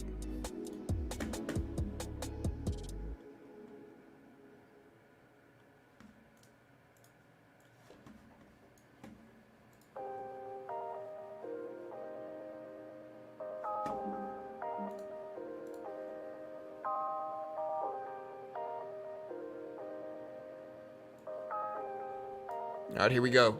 Chat, less than a minute. 40 seconds. Payroll is expected to get at 198.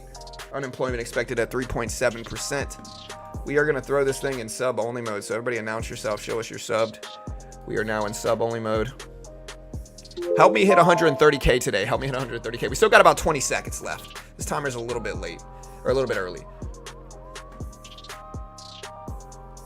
All right, guys. 15 seconds.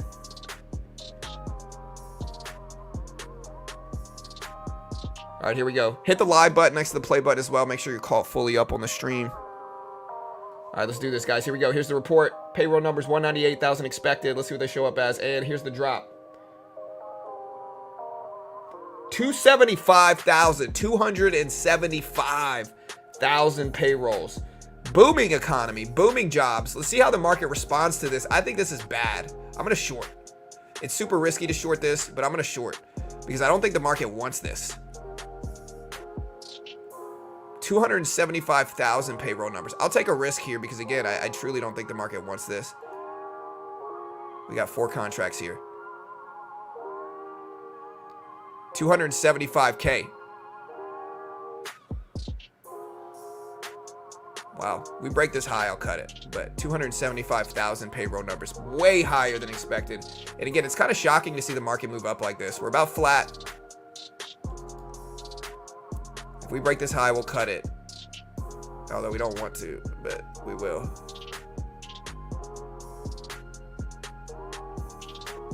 Again, non-farm payroll is way higher than expected. 275,000. Yeah, I'm gonna have to get out. So we lost our... We're still up 9 grand in this account, so we're still okay. But man, 275,000. Crazy high, dude. Crazy high. And the market somehow is reacting positively to this. It might mean the market fears... Unemployment came in higher than expected as well. That might be helping the market too. 3.9% for unemployment. Look at the E-mini rip. Look at the Q rip as well. Here, I'll put this up on screen, but man, what a crazy high number. 275,000 for non-farm payrolls. Unemployment came in at 3.9%. So, again, hit that sub button, guys. We cover this faster than anybody. We cover it faster than anybody. Hit the sub button, hit the notification bell. We appreciate the love. Thanks so much. We got, let me get rid of this. Man, what a crazy market right now. The NASDAQ seems to be ripping less.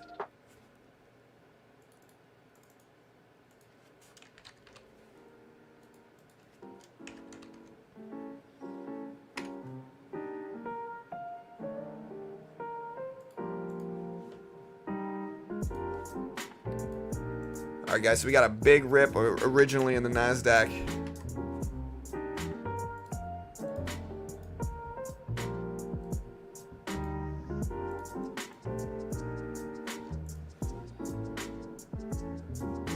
Here, we'll try to put the NASDAQ up right here if you guys can see it. Is it working? No. Let's try the micro NASDAQ. Okay, the micro NASDAQ is working. Look at the NASDAQ rip.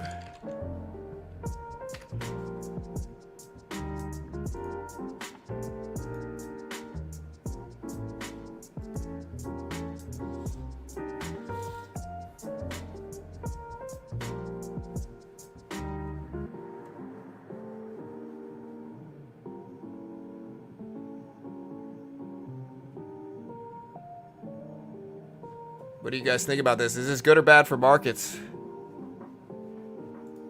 Again, this signals that the Fed is probably not going to cut rates very much.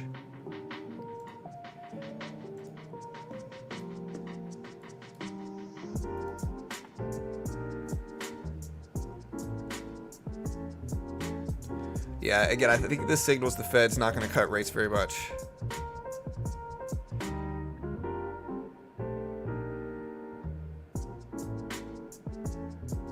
All right, so we are scalping this market. We've just made a pretty good gain here. We'll take a little bit more off, lock in profit, and we're up about 14,000 here. We got 5 contracts left on the regular E-mini.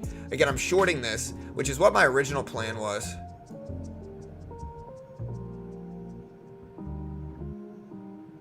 I'm in 5 contracts left. I'm not going to let it run too much. There we go. I short a little bit more actually here. Took a little bit more off there. Didn't get the best fill on the last little bit. All right, so we are up about 314. We need 6,000 more, but we're making this. Again, I don't think the market wanted this. Sometimes the first move is the wrong move, and so we're shorting into that. Tesla did pop up though, so that's good. Again, the economy is running, so it's good for my equities portfolio here. We'll take it. Yeah, good trade. I entered a little bit early. I caught it on the second one. I thought we might correct back down. I just got in a little bit early. Again, I don't think the market wants high payroll numbers. And so, again, I think these numbers are bad for the market. And, again, this is on an Apex.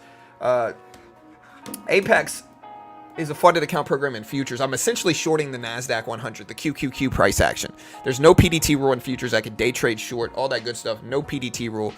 Again, Apex, one of the most legit funded programs in the world. What they do is they give you a demo and they test your skill. If you could pass the test, they fund you the same amount. The base one, you get 25K in funding. The top one, you get 300K in funding. You can get 71% off right now. And there's a 90% split once you're funded. So if you build up 10K in profit, you keep 9 of that. You also get to keep your first 25K in profit. Look, I'm going to short this again here on this bounce. 5 contracts, though. We're going to start small. If we're green, we'll add to it. If we're not green, we'll cut it. But again, it's a great way to learn day trading with limited risk, because I can get the 25K combine. It's like 20, 30 bucks. If I lose, I'm only out 20 or 30 bucks, but if I'm good enough to pass it, I'll still get 90% anyway. Right now, universal resets are $35. So I can reset the largest account they have for only 35 bucks. The 300K challenge for only 35 bucks right now. It usually costs 200, but I can reset for only 35 bucks. Let's try to short this again. We're gonna add some more to this. 10 contracts. Give me the flush. Give it to me. Here, if you want to check out Apex, here's the link. Remember to use my coupon code BT. All right, we just took half of this trade off. Took another 40% off. Took most of that off now. I like the upwick. We'll add to it. Take a little bit more risk, I think, here too. 3 contracts. There we go. Cover. Cover. And we'll get out the rest there. So yeah, we're up 15. We need 5. We're 75% of the way there to getting 300K. But a crazy reaction to this here. Again, it's surprising that we push up, but sometimes the first reaction is wrong. So you can kind of see the Q's completely flat from this report, indecisive. Unemployment did come in higher than expected, which I think is going to be an optimistic sign. I do think it's going to be optimistic. I do think it's going to be an optimistic sign with regards to the market probably wants less people working. But again, the initial reaction to the Q was a positive reaction to higher payrolls, which is very interesting. It's different than what you might expect.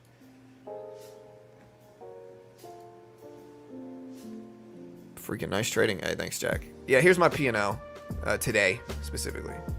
I haven't been looking at it because it gave me some really weird numbers at first. Like this isn't right. My P&L, for whatever reason, when it first showed up. Yeah, this isn't correct. Like, it says this is my P&L for the day. It's not. I started the day off at about 310.7. I'm at almost 315. So you can see I'm up about 4 on the day right now, about 4.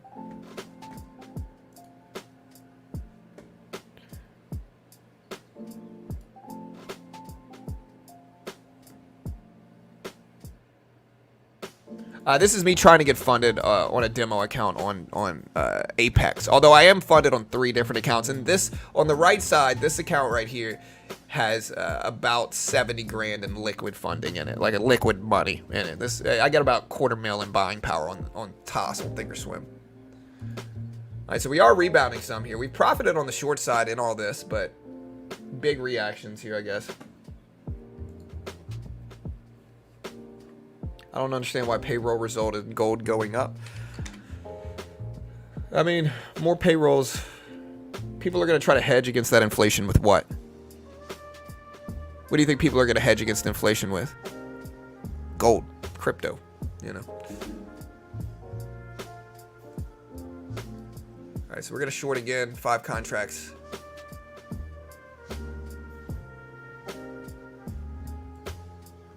Slow and steady on the way out. We need 5,000 more.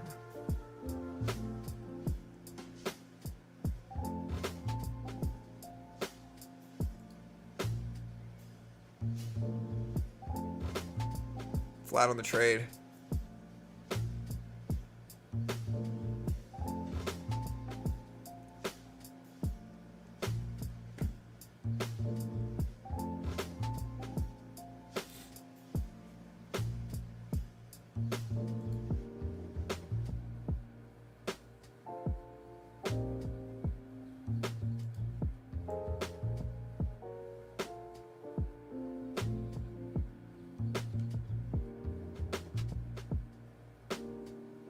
Try to give this patience here. I do see the Q starting to bounce, though.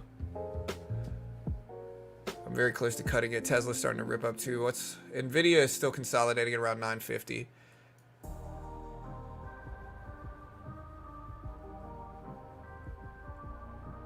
If this takes too long, we're going to cut this and just not worry about it right now.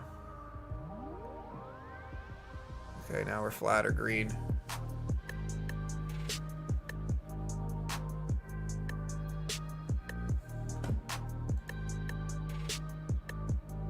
Trying to give it time. I'm probably about to get out. Yep, time to get out. All right, so that's our first little loss on the day. We're still up, you know, a pretty big amount.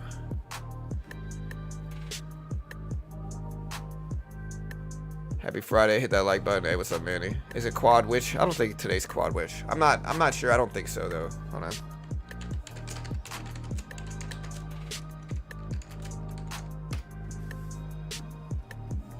Quad witch is next Friday, March 15th. And if payrolls are out already, did I not put them up? My bad, I forgot. So here's non-farm payrolls and unemployment data right there.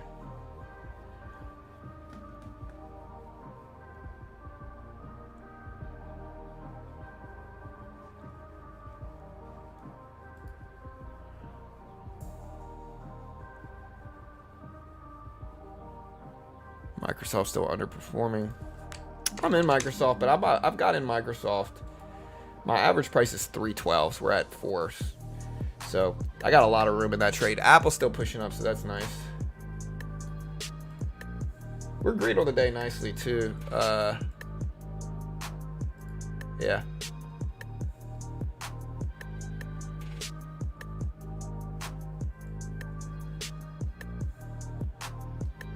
Hey, what's up, Tiny?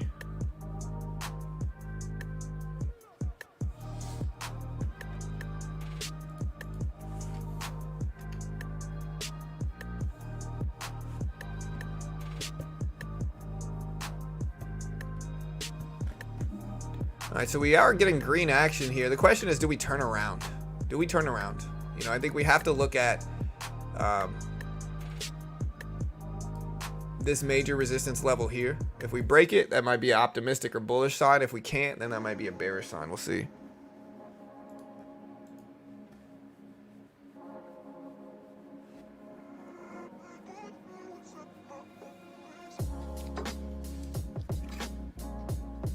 All right, Apple up to 170, just broke the 170 level. Apple just broke highs of pre-market, I believe, too, or at least it's right up to the highs of pre-market. So Apple started to run up. It's a pretty heavily weighted stock. Nvidia still at 950s though, so Nvidia is pretty stagnant. Although there goes the E-mini ripping over potentially highs here. Yeah, let's do a poll now. Yeah, let's end this poll. We got about 1,200 votes or so.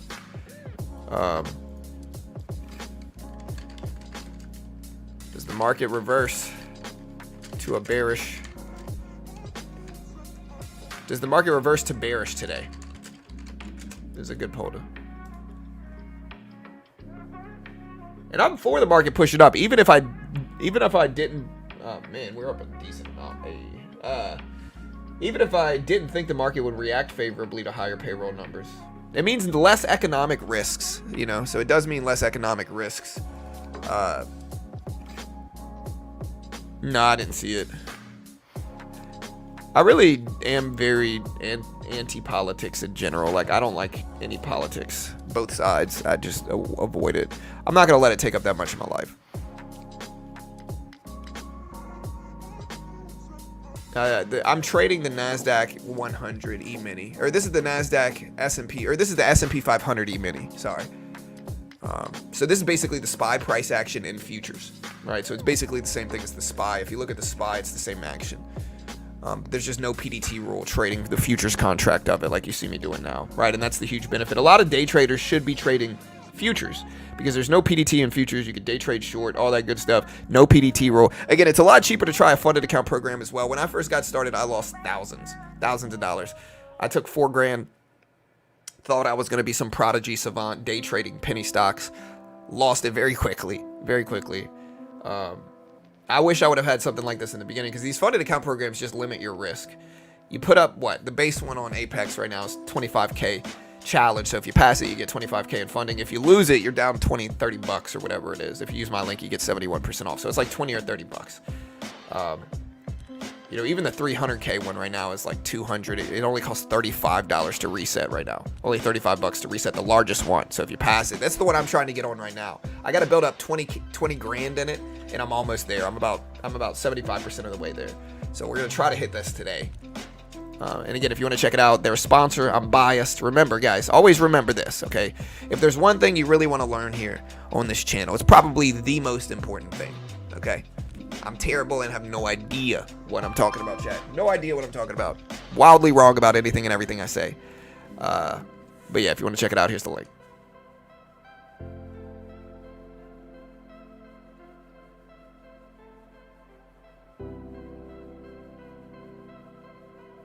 I feel like Michael Burry's probably big mad. Well, there's PDT rule with options, K. Specifically, if you try to trade margin account with options, you're going to be restricted by the PDT rule. If you try to trade a cash account with options, you're gonna have to wait for your funds to settle, right? And it's very difficult to freely day trade. There's obviously other options outside of futures, but it's very difficult to freely day trade anything in a cash account. You can only go one direction. You can't really short anything if you're talking about shares. If you're talking about options, you gotta wait like at least a day for your funds to settle. And so if you spend $5,000 in equity, you gotta wait a day to get that $5,000 back. It's definitely not free. It's definitely not like super free trading. You gotta wait and stuff. It's just not worth it.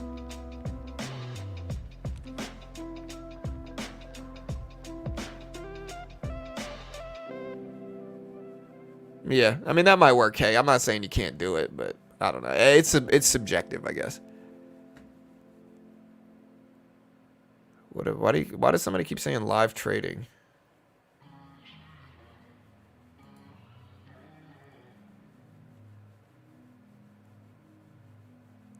Maybe good info is now a positive thesis, irrespective of inflation, but Fed may still cut rates due to housing issues. Yeah, I mean, again, maybe economic growth is positive right now. That's what we're kind of seeing, I guess. That could certainly be true. Something I always tell people with each economic report is that nobody really knows definitively what's going to happen. We can only speculate and guess based off of history, and history doesn't repeat itself, but it certainly rhymes. Mark Twain. And so we'll see. Yeah, CPI data coming out next week. Big week.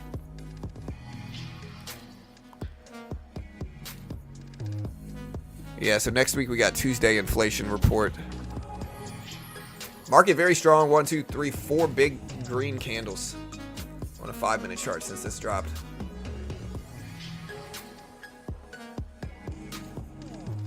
What are the cons of the PDT rule? The PDT rule is the most ridiculous rule in trading. It's basically saying, hey, new trader that doesn't have any type of risk management skills, if you want to be able to freely day trade, you need at least $25,000 to do it.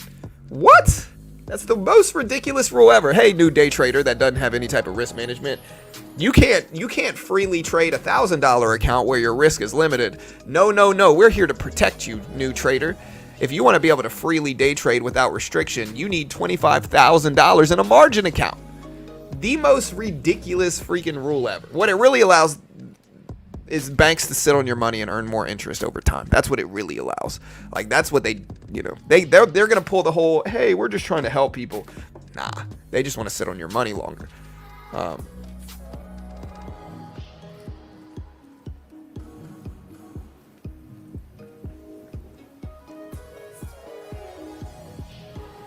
Cash accounts fix that? Yeah, but you got to wait for settlement.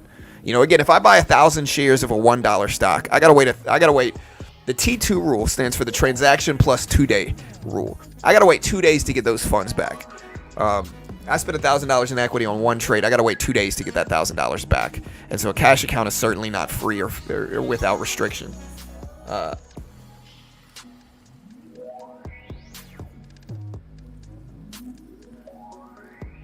Hard to turn 500 into millions with PDT. I mean, it's hard to turn 500 into millions regardless of anything.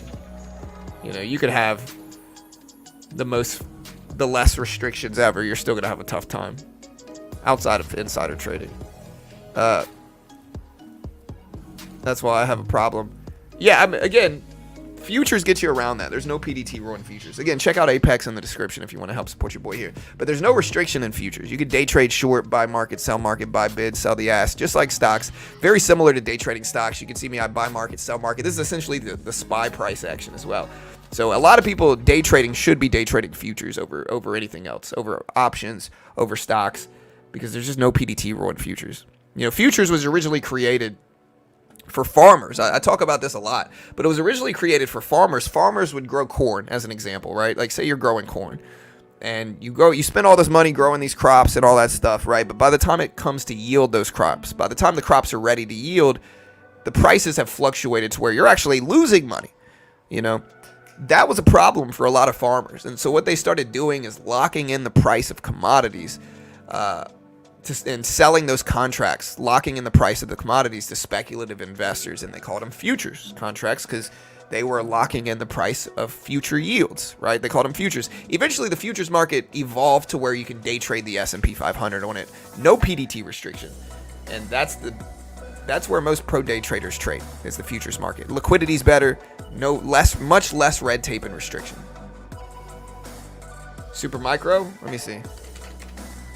Super micro up to freaking $1,200. What a crazy move, man.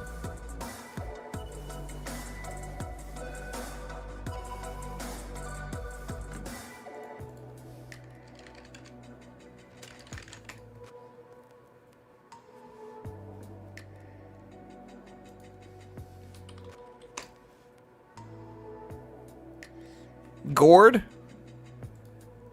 futures. Yeah, Gourd futures definitely top 3 futures contracts in the world right now.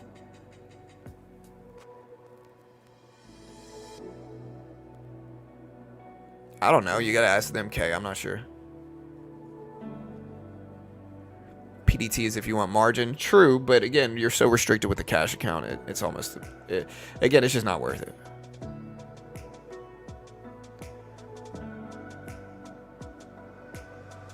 Well, the sizing's a lot bigger, but you could always trade micros. I'm kind of trolling him. He probably meant to say gold and ended up saying gourd. So I'm just kind of messing with him. Market's still looking pretty strong. We got a little 1 minute pullback looking candle here.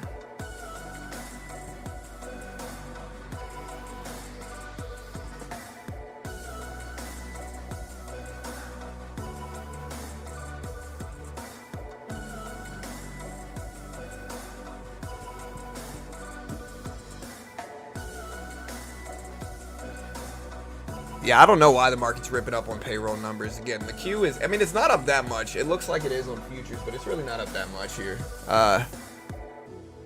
Where's Bitcoin at? Is Bitcoin moving now? Bitcoin breaking one of the previous highs. Bitcoin getting close to the highs of the day, trying.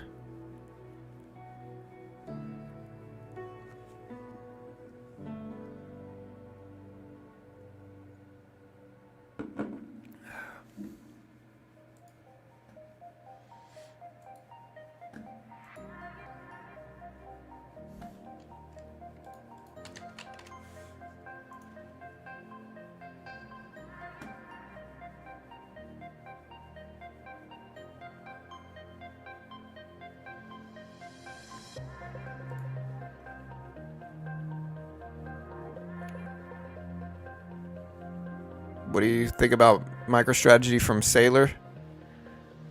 What's a scam about it, DC? Genuine question, what's a scam? The real question is, who do you think wins, O'Malley or Marlon Vera?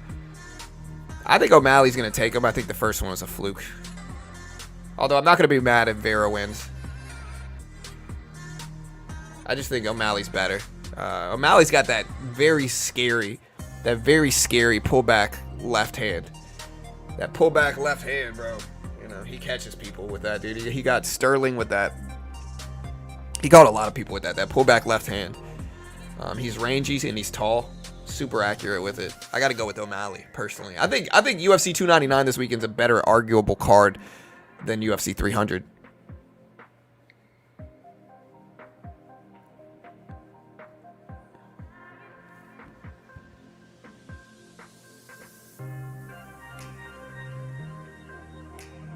Why is Tyson and Jake fighting? I have no idea, bro. Again, Tyson, I feel for him, man. He made $300 million, and now he's got to fight Jake Paul for money.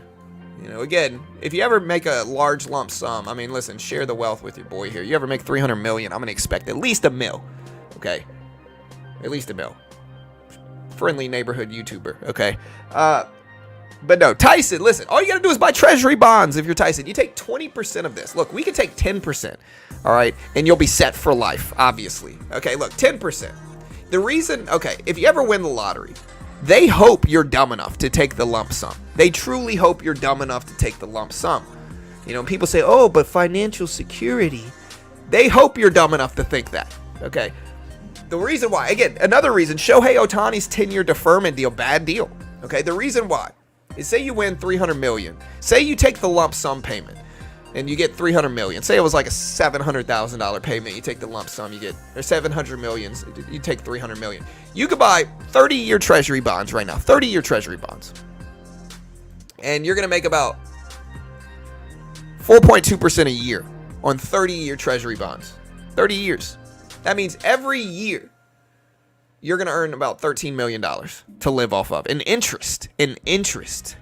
Okay, at the end of that 30-year period, guess what? You get your $300 million back. You can give that to your kids or whatever, because you're going to be making about $13 million a year just in interest payments on treasury bonds, and they will give you that yearly. This is a reason why the lottery, Shohei Ohtani's deferment deal, and Mike Tyson made bad decisions. All right, is because, again, he could have just, even if you take, you know, let's take 10% of $300 million, right? 10% is $30 million. Is that right? Let me see. Was this $300 million? There you go. 10% is $30 million. Okay. Now, you could do the same thing with just 10%. And yearly, you're going to make $1.3 million a year in interest. Okay, you could do the same thing with 10-year bonds, And then at the end of that 30 years, you're getting your 300 million, or you're getting your $30 million back, right? You can live off the rest, party off the rest, still make over $1 million a year. And so again, for Tyson not to at least diversify some of his money into treasury bonds, into the market, you know, people make that much money. I get it. They think they're set for life. They think they don't need to do any of this. It always makes sense to diversify. All right. It always makes sense.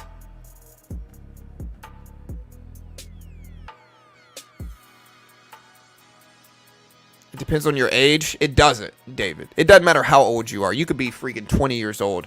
The lifetime payment's still not a good deal. You know, because again, you have to understand, like, inflation. Okay, inflation problems are real, right? So again, it's gonna be a better deal to take the lump sum and invest it. Because again, the lottery company, as an example, they're hoping you're dumb enough to take the monthly payments, because they're gonna take the lump sum and they're gonna invest it. And then they basically have a free lottery winner. You win the lottery, they can pay for it for free on interest payments. Like, they're just going to be paying you half of the interest payments that they're getting and then profiting the other half, right? It never makes sense to take the monthly payments. Again, they lull you in with financial security, but it's a bad financial decision. The only outliers to this situation is if you're just so financially irresponsible that you're not going to be able to leave your money to work for you in those investments long term. Like, if you're not able to leave your money and let them work for you long term, then maybe there's an argument for it. But regardless, put it in bonds, put it in the stock market. The stock market gives you about 10% a year over a long period of time. Again, you use let's use a 10-year example, right? Say you're Tyson, you get 300 million. You take 10% of that, 30 million, and you stick it in the market. All right? You're going to make about 10% a year. In 10 years, that 30 million in 10 years is going to turn into about 80 million in 10 years. $80 million in 10 years. You let it do 20 years, it's going to turn into about 200 million. You let it do 30 years, it's going to turn into about $500 million with compounding. This is a compound formula right here that I'm using. It's, again, compound interest, one of the great wonders of the world, according to Warren Buffett, and he's not lying. You know, you just have to understand it.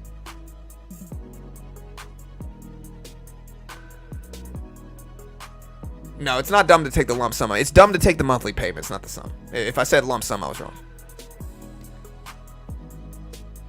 Yeah, it's bad to do the lottery regardless, but I hope Mike Tyson is going to be TRT'd up and knocks out Jake Paul personally. Y'all should as well. Jake Paul's been handpicking retired, chinny MMA fighters, you know. And you got these young people that just look up to him. I don't know why. Like, look, I can respect Jake for getting in the boxing ring, but he's only calling out retired MMA fighters that were bad at boxing, that have no chin left after MMA, decades of MMA. Like Tyron Woodley, again, he's got some power. He was mostly a wrestler, and his chin's gone, has been gone, right? So it's not a shock that Jake wins, but you know, I would respect it a lot more. He fought one legit boxer in Tommy Fury and lost. And now he's back to fighting MMA fighters and stuff.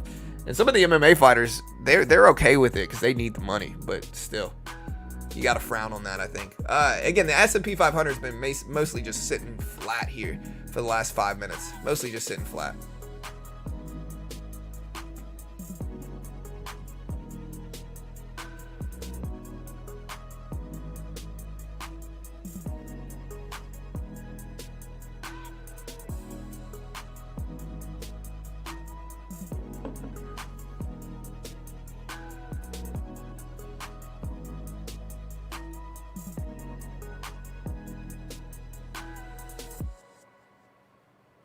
Fury got knocked down. Decision. Nah, I mean, this decision was the right one, brah.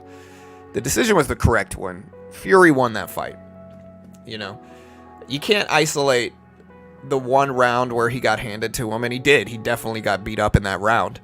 But ignore the rest of the fight. Like, he lost the rest of the fight, brother. It was I was watching it. It was very obvious he lost the rest of the fight. And so, I mean, like, look. I wanted Francis. I'm a big MMA guy. I don't really like boxing. You know, I'm mostly like jiu-jitsu person. Like, I like jiu-jitsu. And I'm a 2-stripe white belt at jiu-jitsu, so I know a little bit. But I wanted Francis to win. But he lost that fight without question.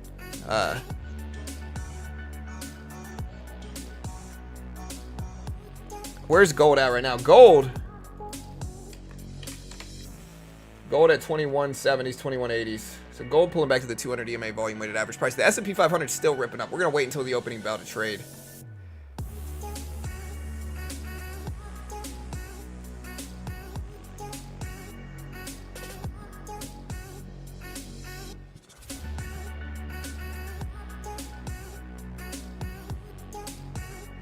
Woodley was all right back in the day. He was mostly a wrestler who had really good power. Kind of a boring fighter to watch, though. He had some good stuff, like when he fight Nate Marquardt. Great fight, great knockout, really beautiful knockout.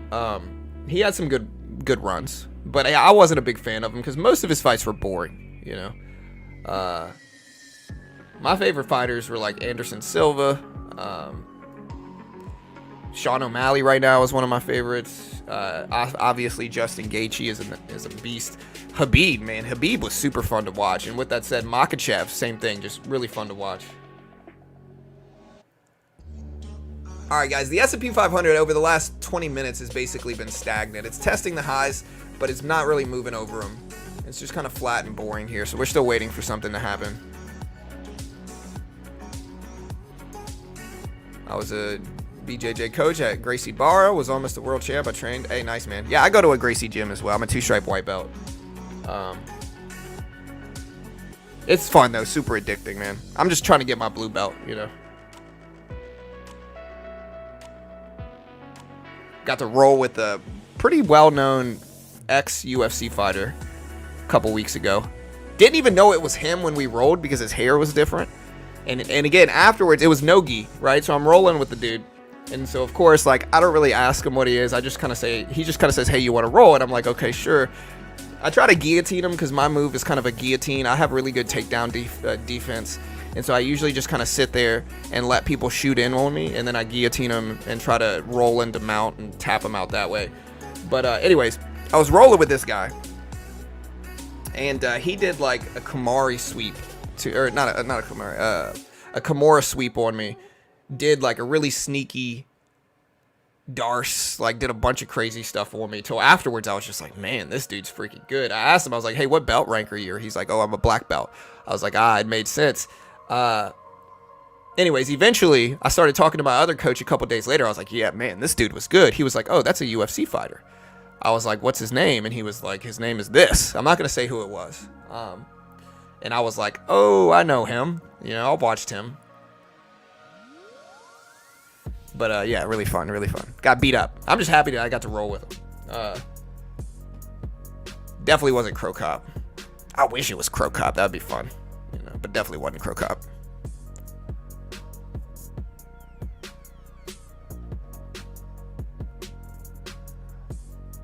All right, chat. Again, E-mini is up there. Should I buy something here? Let's try. Kind of buying at the highs of the day. I'll try to add to this as we pull back a little bit here. If we dip down to this level, I'll add to it and just hope we bounce and find support. Very small position, though, so I'm going to see if we start moving up, and then I'll add to it, I think. You get $100K to invest into one company stock to hold for 10 years, no shorts. Which one are you picking? I'm not an investment professional. I'm not liable if you lose. Always make your own assessment, trade responsibly. I have no idea what I'm talking about, and I might be wildly wrong about anything and everything I say. Now, with that said, if I had $100K to invest in one specific stock, I'm going to go with, like, Amazon or Apple. You know, probably Amazon or Apple, maybe Tesla. My argument for Tesla is this, and I know Tesla gets some hate. The problem with Tesla is that there's risks, right? Elon is a little outspoken and controversial for my taste, especially somebody that's selling things to consumers. I think it's risky when you got a CEO that's acting like that. And so that's the bearish take and the vulnerabilities for holding it long term. The bullish argument, though, is that full self-driving will be the future of technology. FSD will be the future of technology. I don't think it's really arguable. I think it's very self-evident that the future of tech and automobiles is going to be self-driving vehicles. And I think it's an inevitability that eventually we're going to get that. And as for now, Tesla has positioned themselves very well to be on the front of that. You know, so as long as they don't screw up in some way, and long as they're still around by the time this gets implemented, I think FSD will be around. I don't know if it's going to be around in 2 years, in 10 years, in 2 months. It's already kind of around, but full self-driving, autonomous vehicles is the future of driving. And if Tesla's at the forefront of that, they've positioned themselves to do really, really well when that happens. But again, that's a big if. I think there's certainly vulnerabilities just with how Elon is and how controversial and outspoken he is, especially. I think there's risks. But, you know, big risk, big reward in that way, I guess.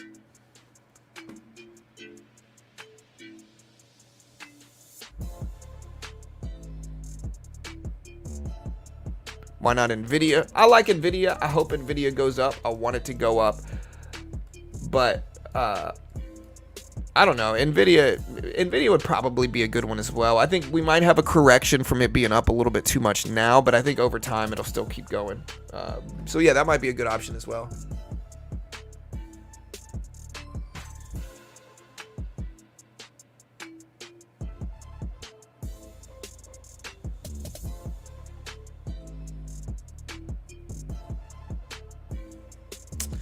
I didn't think the Tommy Fury fight was close. I think Jake might have won the first or second round. After that, when he ran out of gas and just started getting pinged up. All right, so we're in 5 contracts here.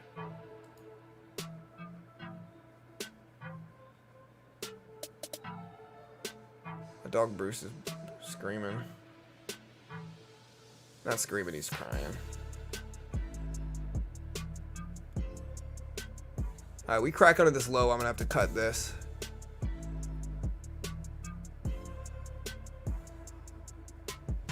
I want to give it time though. Alright, chat, we got 20 minutes. Yeah, most penny stocks are sketchy, terrible companies, Bella. And again, a lot of new retail traders get talked into buying them. Like, the marketing is really sensationalist. Like, they tell you that this penny stock is going to be the next Amazon, that it's going to 1000x. They make a bunch of YouTube videos about it. People pump up penny stocks to profit, right? Even some of the CEOs behind a lot of penny stocks don't actually believe in the company because they understand it's probably going to fail. You know, so what you see is, like, a lot of the time, new traders, a lot of young retail traders that don't really know any better end up getting really hyped up about these penny stocks. And here, I'm going to cut half of this and just protect the trade. Really get hyped up about penny stocks and lose everything. 9 out of 10 penny stocks will fail. The truth is, even if you have a small account, investing in penny stocks is a sucker's bet that mostly new retail traders get involved with. What I mean by that is, like, if I pick 10 random penny stocks, you know, 10 random low float stocks under $10. All right, if I pick 10 random ones, the odds that I'm going to lose money over a 5 to 10 year period are very, very, very high. Very, very, very high. The long-term edge is nothing. If I pick 10 blue chip companies with large market caps that are profitable EPS companies, and I buy 10 random ones, over a 10-year period, I'm almost guaranteed to make money. And so in terms of investing, penny stocks are sucker bets. They're for retail traders that don't really know any better. And again, if you look at the Wolf of Wall Street, I'm not hating on you. And again, please don't get mad at the messenger here. A lot of people, you might feel some type of way right now when I'm saying this. Truth hurts. It really does. I'm trying to help people. People need to understand this. Again, the Wolf of Wall Street said it best. Aerotide International, cutting edge firm out the Midwest, awaiting huge imminent, approval on the next generation of radar detectors with civilian and military use now, right? Like, they're just selling garbage to garbage men is the way they described it. And that's very true in penny stocks. Most of them, like, people are just sensationalizing them to try to get retail into buying them. They're almost all crap. They're almost all going to fail. And again, I don't know how many times I've seen people show up to my stream, call out a penny stock. When I say this, they get really emotional and weird.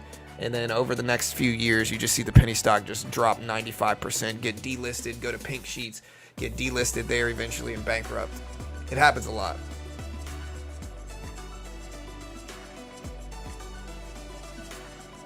All right, so we got a nice little gain here. I'm going to add back my size, although it is kind of flat and risky.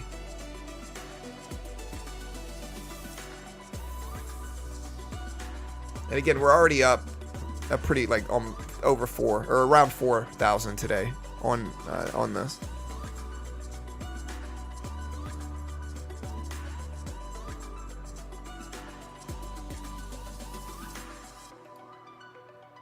You have to pick the ones that isn't trash. Yeah, but if 9 out of 10 of them are, what's the point?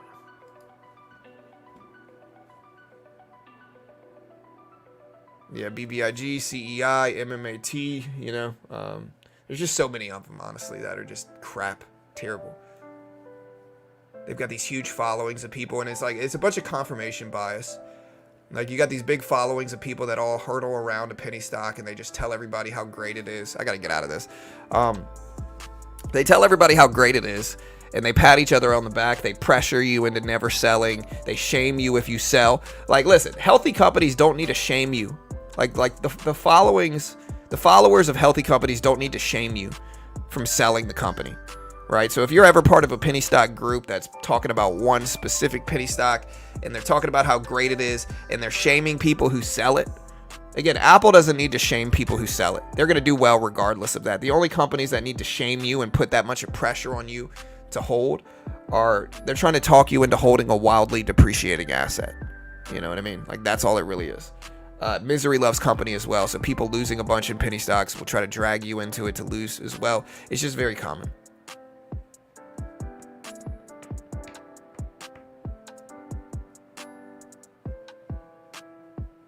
Yeah, I'm not talking to you specifically. It's all good, Bella. I'm just talking to everybody, really, because this is something that, regardless of you or anybody else, this is something that's very true for retail traders. New retail traders are the most vulnerable to this. Same thing with like penny stock day trading. Most penny stock day traders lose money. I mean, most day traders lose money regardless, but penny stock day traders especially. And again, you see financial freedom. Most courses are publicly available for free online. You don't have to pay for the content that's in most courses. Like most courses that you buy, it's the same thing, right? They're going to tell you it's the greatest course ever, that you can find financial freedom if you just buy their course. You know, they're going to act like it's easier than it is, because if they really told you the truth about day trading, which is that almost everybody loses money, most day traders lose, and almost everybody loses money. And again, I day trade. You know, I promote day trading programs. I don't promote courses though, because most day traders lose. And again, my sponsors are designed to help people instead of hurt people. And so you just have to understand, most day traders lose. If you think you're going to be an outlier, maybe you will, but you probably won't. And you have to go into it with that understanding and trade small. The problem with people selling courses is they tend to act like it's easier than it is, because if they told you that almost everybody loses, it's going to be really hard to sell you that course, right? And then you get people that pay for the courses. Say you spend $5,000 on a penny stock mentorship program, right? And you spend that money and you realize it's not as good as you wanted it to be.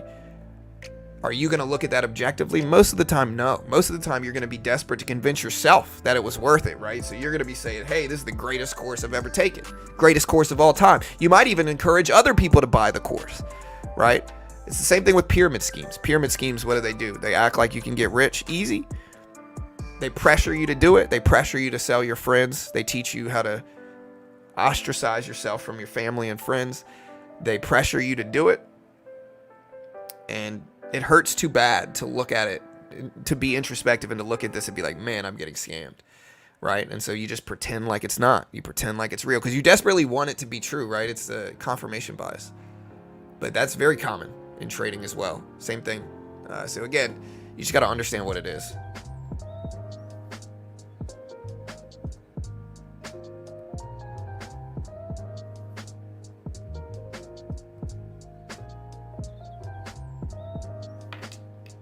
Yeah, luckily I've never gotten caught in those pyramid schemes, bro. Never got caught in multi-level marketing, brother. I've had the closest I've ever come to this. And this is a funny story. Well, I'm going to tell you guys a story here. We got 15 minutes until the market opens. Market's pretty flat. SPY's dipping down a little bit. Let's tell a story. Okay. And so my wife had this friend that she knew from like school way back in the day, right? And she moves to Houston. And so my wife's like, oh, like, let's hang out, right? So my wife starts hanging out with her. And I'm like 25 at the time, 20. I was like in my early 20s actually. And I didn't have a job. I was trying to get a job. This is before my kids were really born.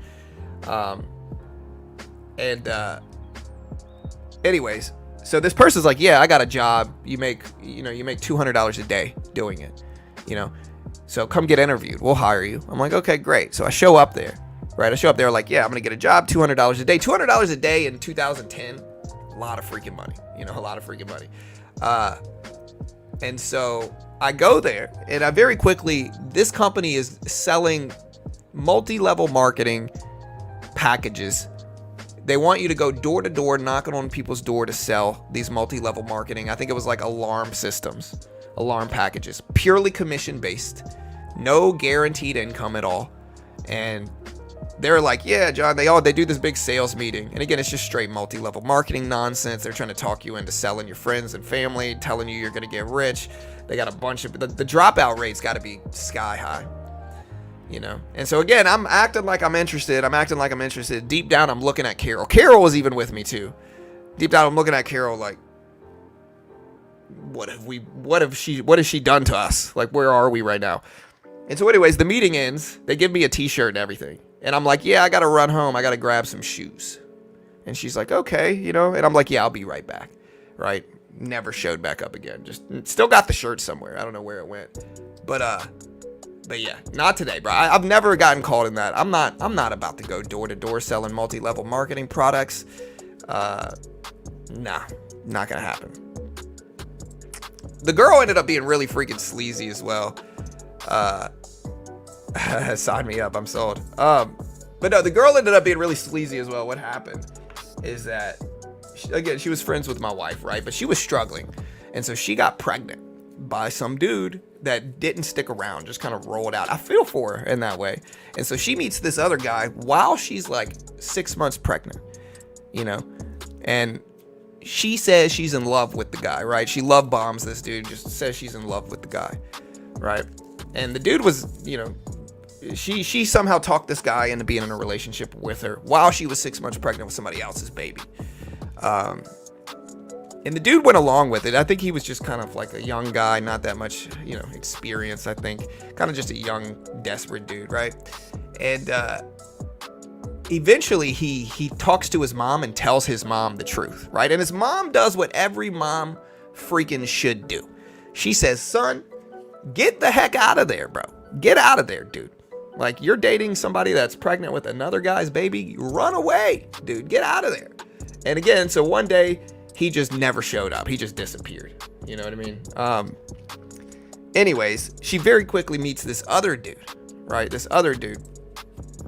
And, we had a nice house at the time. Like, we ended up, like, moving into this house and getting this nice house. And very quickly, Carol starts telling me, she starts pressuring Carol to, like, leave me, right? To, like, leave me and to, like, do whatever. What it really was is that she wanted a place to stay. And she knew if she got me out of there, right, that she could live there, that she could, move in basically. She would like pressure Carol to go to the clubs and like go out to the clubs and like all this different stuff. And again, Carol could do whatever she wants to do, but Carol would come to me and just be like, hey, like, I don't want to go to the clubs. Like, this is after the kids are born, by the way. So these are after our kids are born. Or after Maddie was born, right? So we've got a baby. And again, Carol could do whatever she wants to do. Carol's like, nah, like, I don't want to go to the club. Like you're trying to get me to leave my husband. Like, I don't want to be friends with you, right? Like, I don't want to be friends with you. So she was literally just going from person to person, just seeing what she could get, right? Just trying to like destroy lives. Again, I guess I understand she's desperate to have somebody to take care of the kid, but just the most predatory person you could ever imagine, I think she eventually found some other dude, and yeah.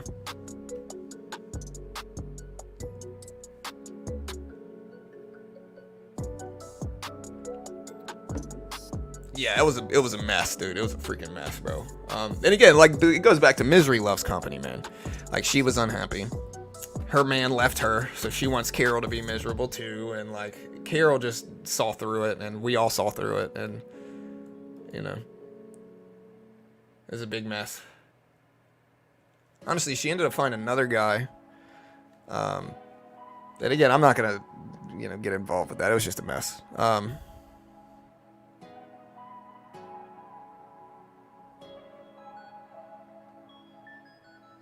All right, guys. Hey, we got 9 minutes left. 9 minutes.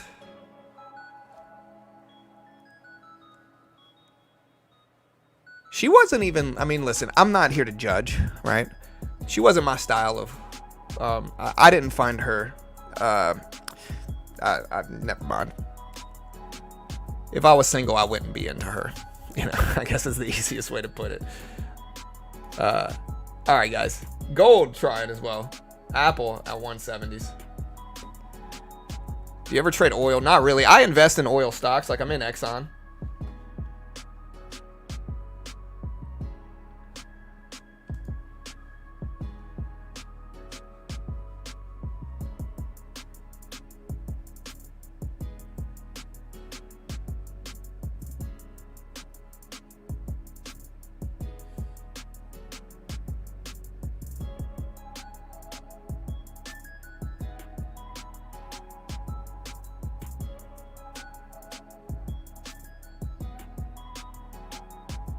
The rippiest rip in the world today.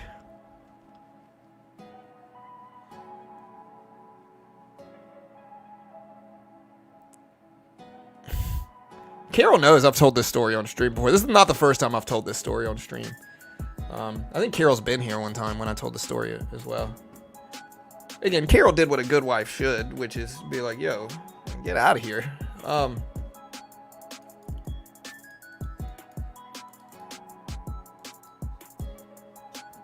Rip down. She might be where some of these haters might be her. CVS pays a decent divvy. Let me see, where's CVS at? I'm in Walgreens right now, I think.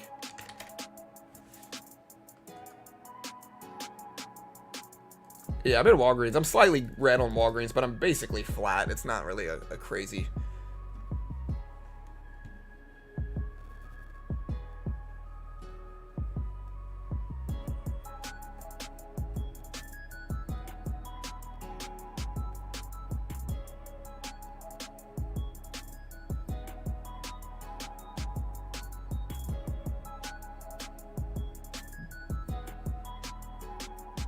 Who was texting who, Kenny? What?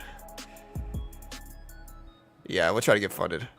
How do you find a good small cap fund manager? Bro, small caps are almost all terrible. I mean, the Russell is the biggest fund that I know of regarding small caps.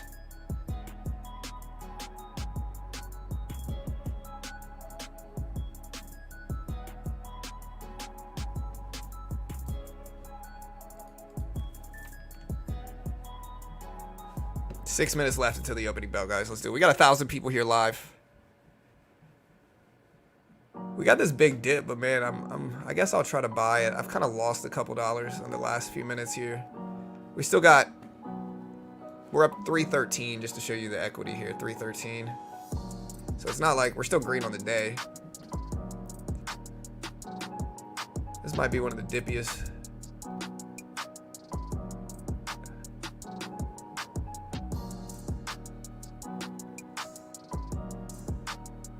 All right, we got a nice little bounce here.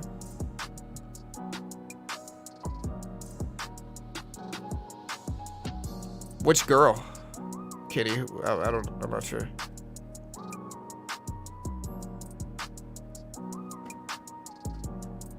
Oh, is there a joke? Yeah, sorry. Jokes are kind of hard to tell through text.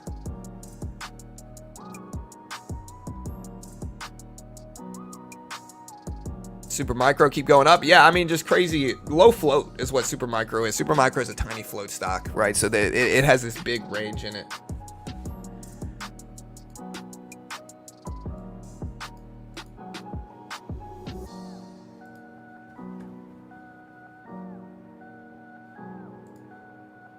All right, taking a little bit off here, locking in some profit.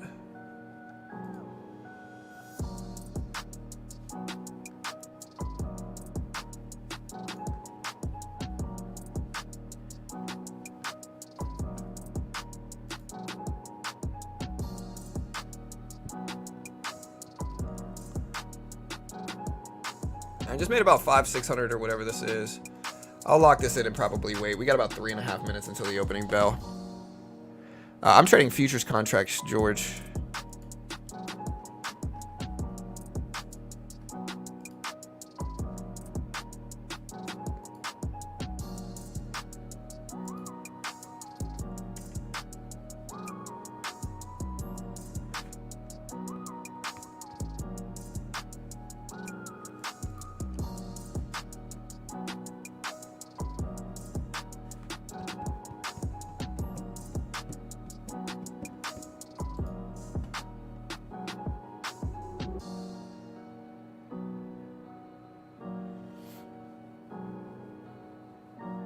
Alright, Google at 135s.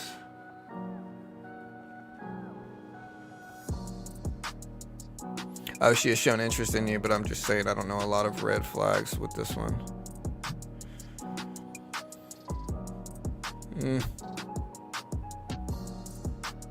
I mean, it depends on if you're exclusive or not, Kenny, I guess. If you're not exclusive, you can't really knock her for, you know, texting other people, you know.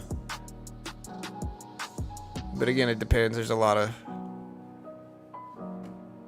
ways to interpret it. Apple dipping down to 169s right now. We got 2.5 minutes. 2 minutes, really.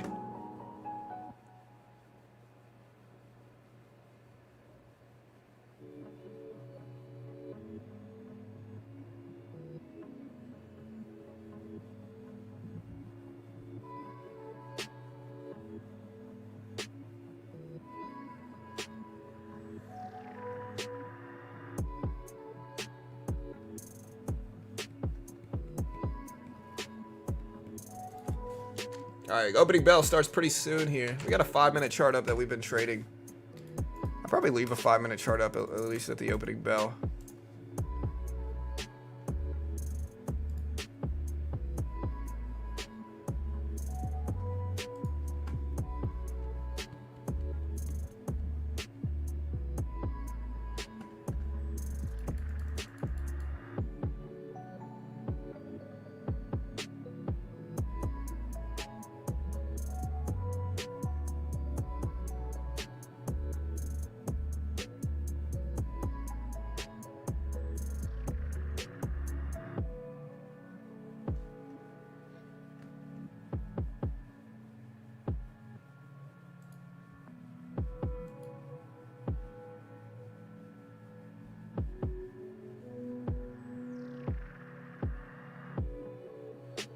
All right, big pullback.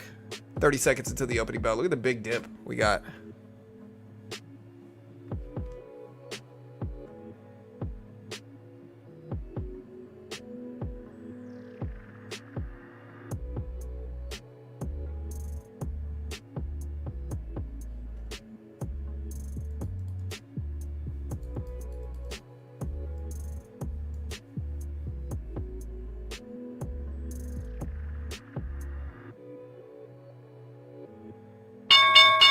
There's the opening bell.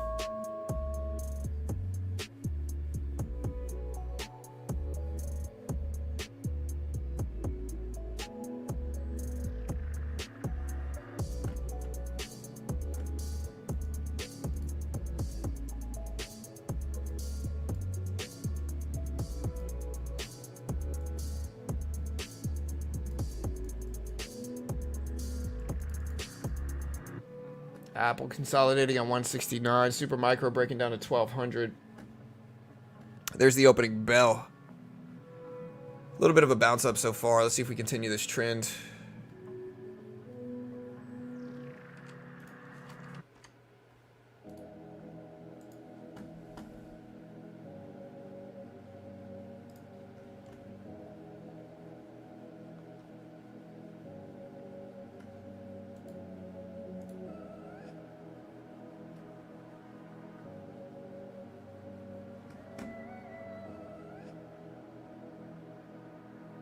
A little bit of a bounce up. Nvidia dipping down there to 945s.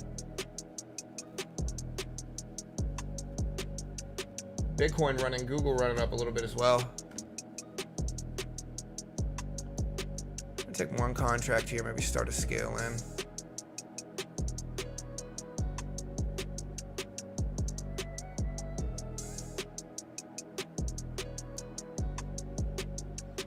We got 3, we'll add up to maybe 6.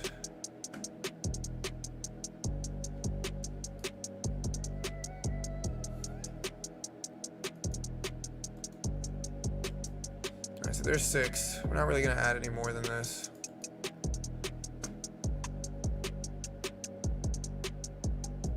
Alright, so we caught it. Got out of most of it real quick, scalping this move at the open. Alright, so we're out. Yeah, we're up to basically we need about 5 grand left. Bitcoin shooting up.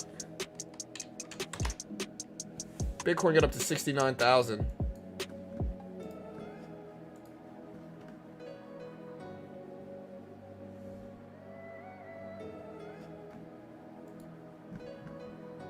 We're gonna let the market play down a little bit and chill.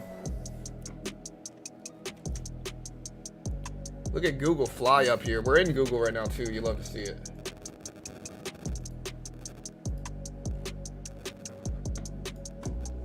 Probably gonna take a little bit of profit here in Google. I mean, we're up a lot. Take a little bit off. All right, we just sold a little bit of Google because we can. I mean, we're up enough to justify.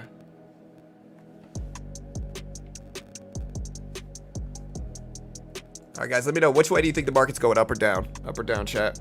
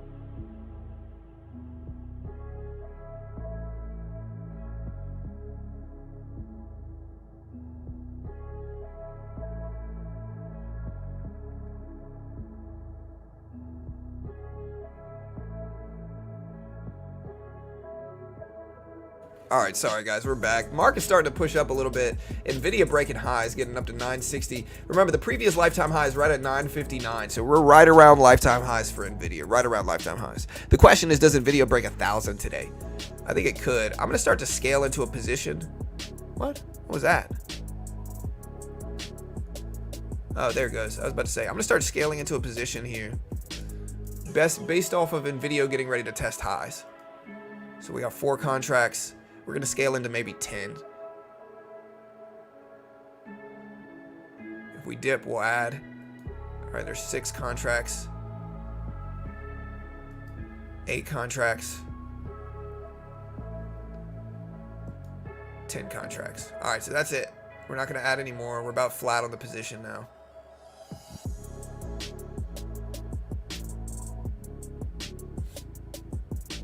You know,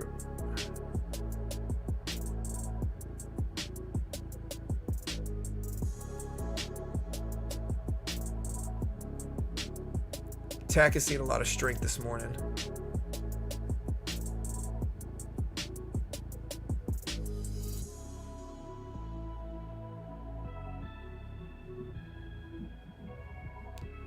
The question is, do I want to take this risk and add to it? I think so.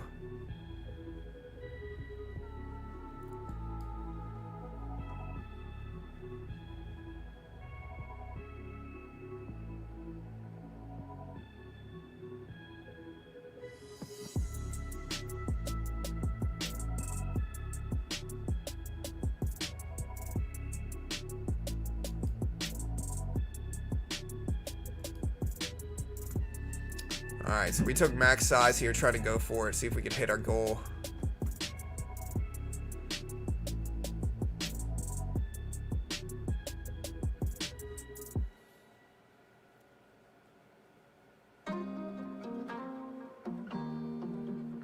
Alright, there goes Nvidia bouncing up. We just need a quick little retracement back up. Alright, we just locked in half of it. Just protected the trade here because we kind of needed to.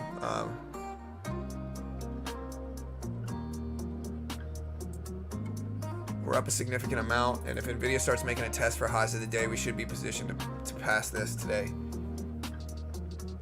I'm going to take half off a little bit just to protect it because I can.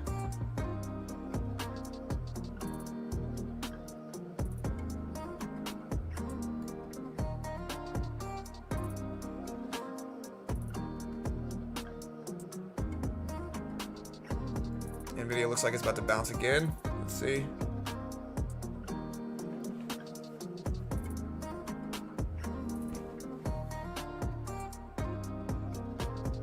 It doesn't look like it did, unfortunately.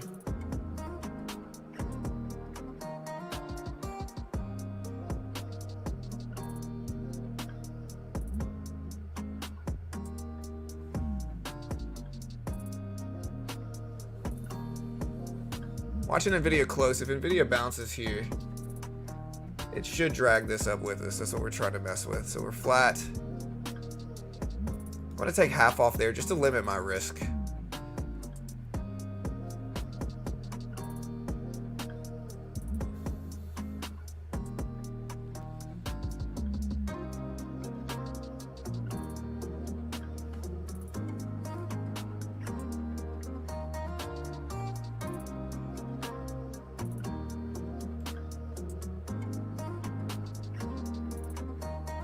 Apple looking very strong as well right now, green.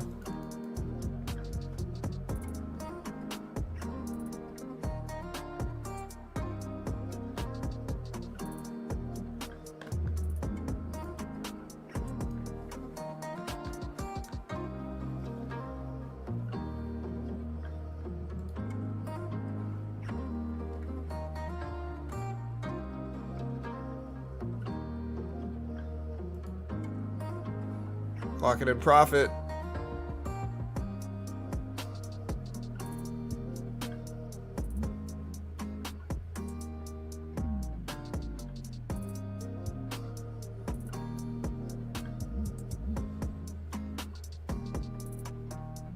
Tesla falling down quickly here. I didn't realize how much Tesla was down today.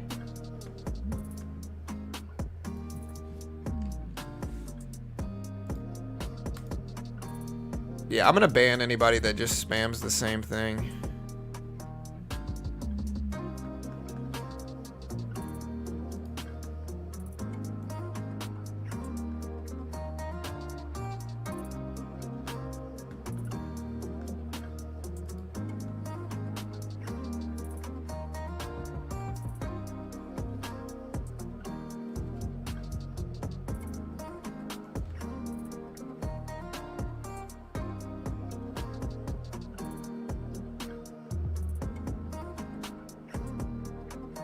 We still got 8 contracts left.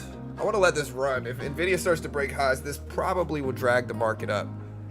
We got less than 4K left to make here.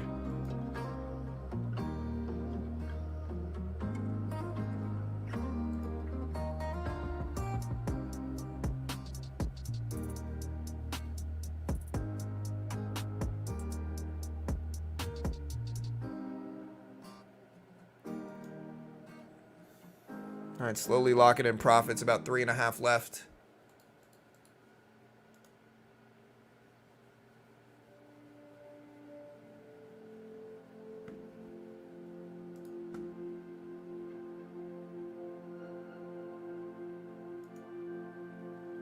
Slowly locking in more. About 3 left.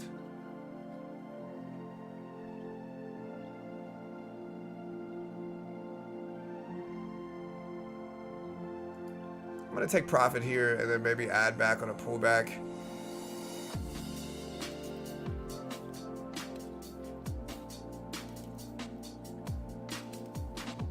Nvidia correcting back down a little bit, so we're watching that close.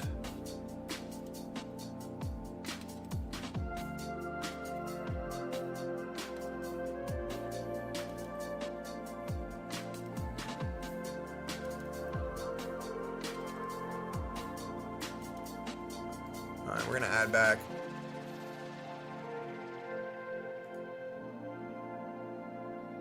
Not the best fill here, but that's okay. We're very close to hitting our goal.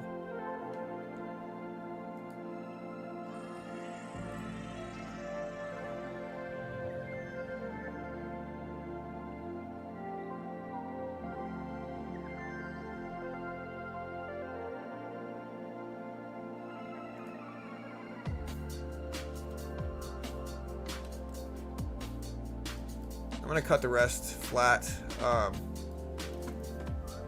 So yeah, we need $3,000 more, chat. to where we get $300,000 in funding.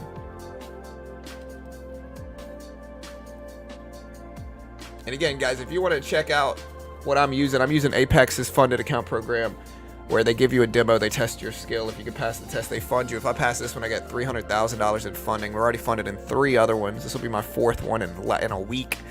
And so Apex is the one to get funded. And if you struggle to get funded, try Apex. It only took me a week to get 4 funded accounts, basically.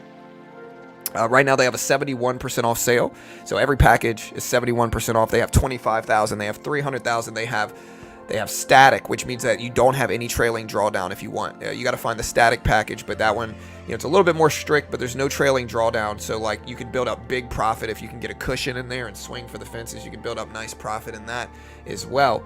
Again, in futures, there's no PDT rule. I'm basically day trading the S&P 500, the SPY price action, and what's called the E-mini. You can see I'm trading it very similar to how I trade stocks. There's no PDT rule. Apex is the most legit challenge, one of the most legit challenges in the world. Again, be sure to use my promo code BT. And again, the good thing is that for the $300,000 challenge that I'm in right now, it only costs $35 to reset right now. Only $35. You got to use my coupon code to get the max discount. Again, BT, beginner trading, BT. There's the link. I'm still friendly with them, Halo. I don't have anything against them. They're so cool, you know. I'm just promoting Apex currently. Yesterday and today, trip. Again, you can see where my account balance is right now. So we are at right around 317,000. I'm genuinely impressed with my okay, for whatever reason, my P&L is glitching out, but you can see my account balance to see. For whatever reason, I took a $200 loss first thing this morning, and it said I lost like 6,500. But with Quant Tower, the P&L is a little bit off. Yesterday, though, we made about 11. And so today we needed to make about 10, and we're almost there. We're almost there. Google flying up on moves. Whew. I didn't realize how green I was on some other stuff. Snapchat, very green in Snapchat. I'm going to take some profits on Snap. I ended up buying Snap. Remember, I bought it at $11. It's at $12.50. It's time to take some off of this, too.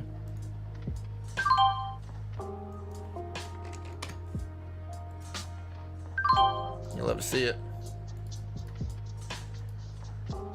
Just grinding here.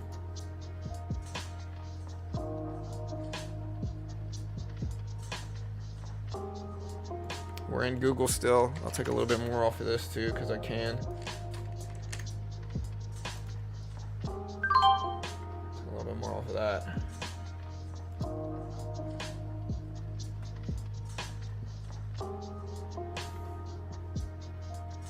Better is subjective, Waldo. I could say chocolate cake is better than strawberry cake, but other people might disagree. I personally like Quant Tower the most, which is the one you see me trading on. That's through Rhythmic. So I use my Rhythmic login for Quant Tower, which is this platform. But other people like Tradeaway more. It really depends.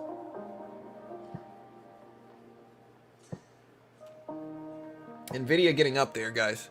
But it's still, Nvidia's kind of flat on the day. The rest of the tech market's kind of propping everything else back up with it.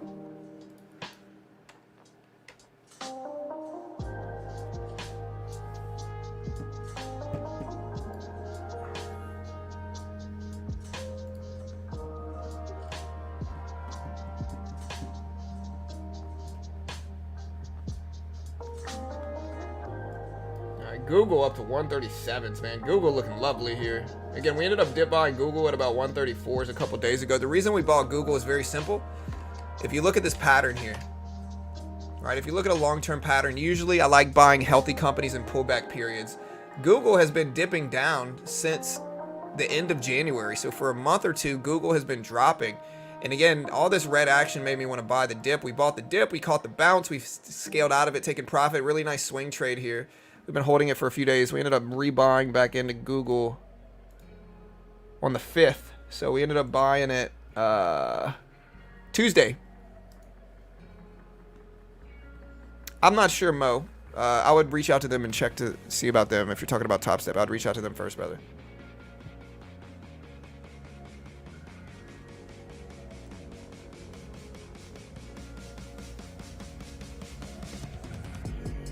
Whether it works in India, I'm not sure. You want to check out with them first. I'm not sure. Go to the link in the description and reach out to them.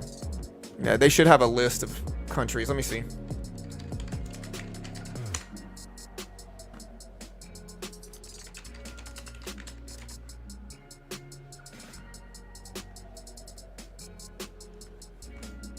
All right, so over 100 countries are available. Countries with certain sanctions and embargoes can't. So lists of countries that you can't use them on. No, you can do them in India, I'm pretty sure. So I don't see anything about Saudi Arabia either, so I'm pretty sure. No, Afghanistan, Algeria, Bahrain, Bangladesh, Belarus, Congo, Cyprus, Egypt, Indonesia. You know, so there's some places you can't use them, but you just want to check their site. Here's the list.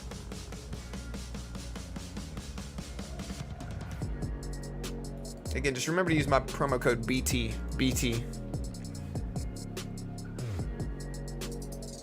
Where's Bitcoin at right now? Bitcoin, I see BITO ripping up, which is BOK's ETF.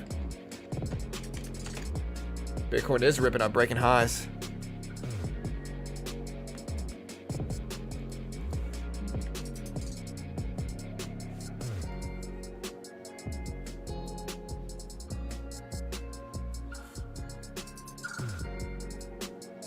Yeah, I mean, I'm promoting Apex right now, not Top Step.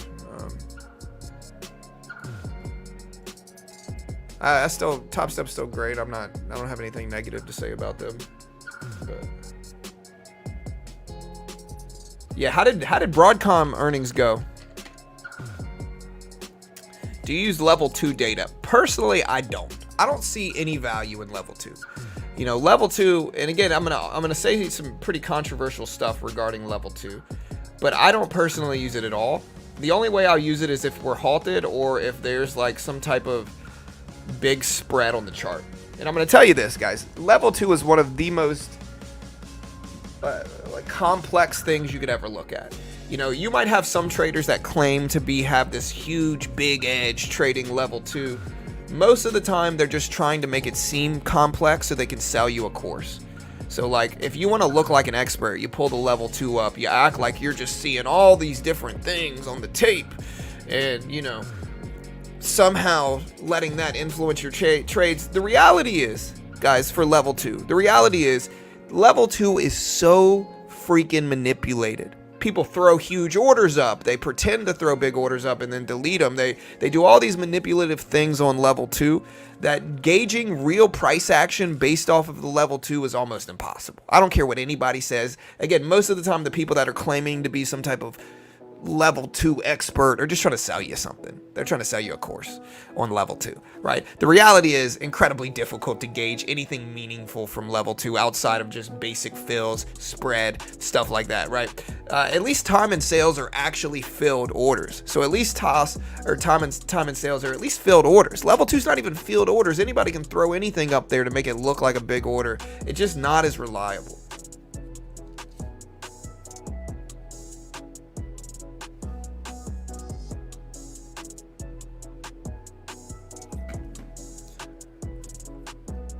All right, so we're going to start buying this dip, see if we can get another run. But again, it's going to be having to do with NVIDIA if it does. All right, 3 contracts. We're in 4.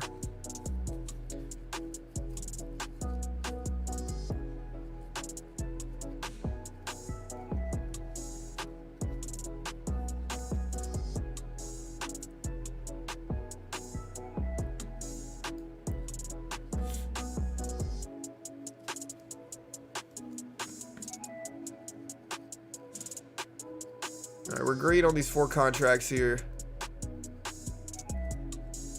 I'm not saying you can't have an edge with level 2. I'm saying it's very difficult to find one.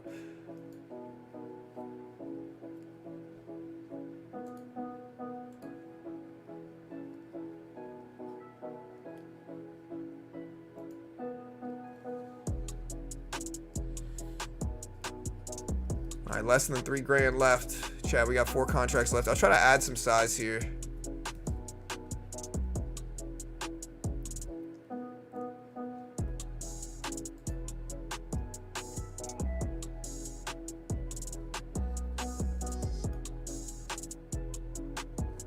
We got 8 contracts here.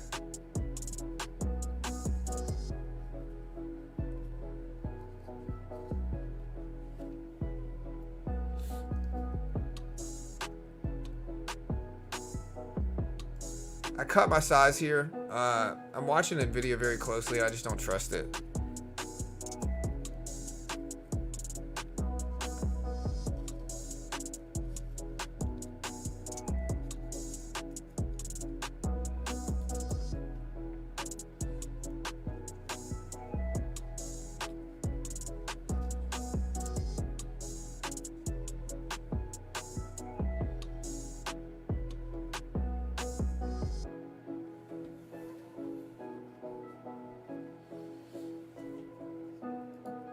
I'm gonna limit my size here. It's just taking too long. So we got 2 contracts left. I'll scale into much larger size if we get a dip down to this support. But we need a dip, and maybe I'm wrong here and I'm gonna miss out, but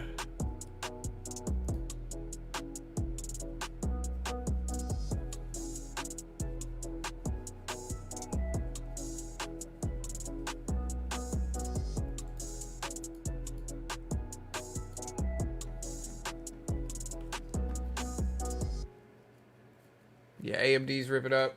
Bitcoin's ripping up.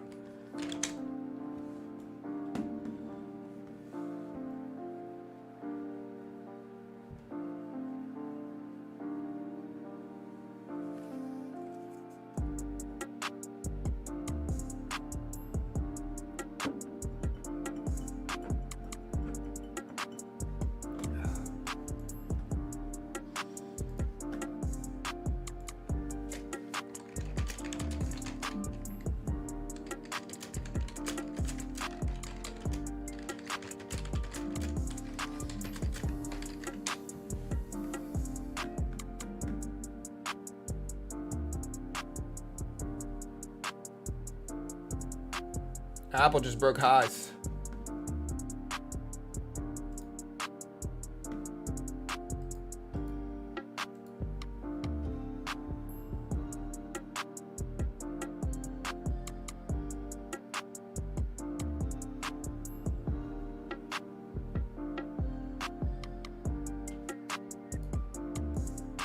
All right, scalping a little bit more here, chat. Listen, we need $2,500.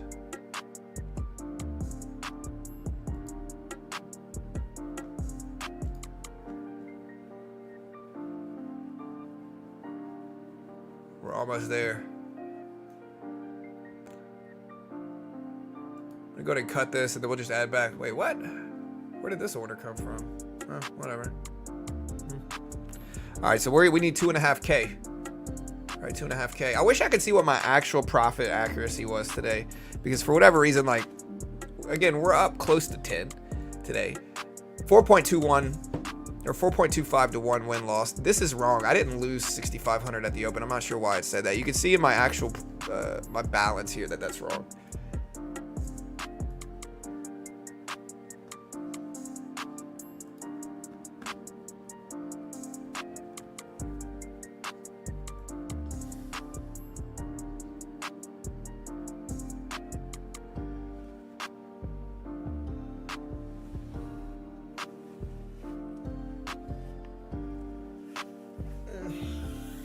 I didn't get enough sleep last night, man.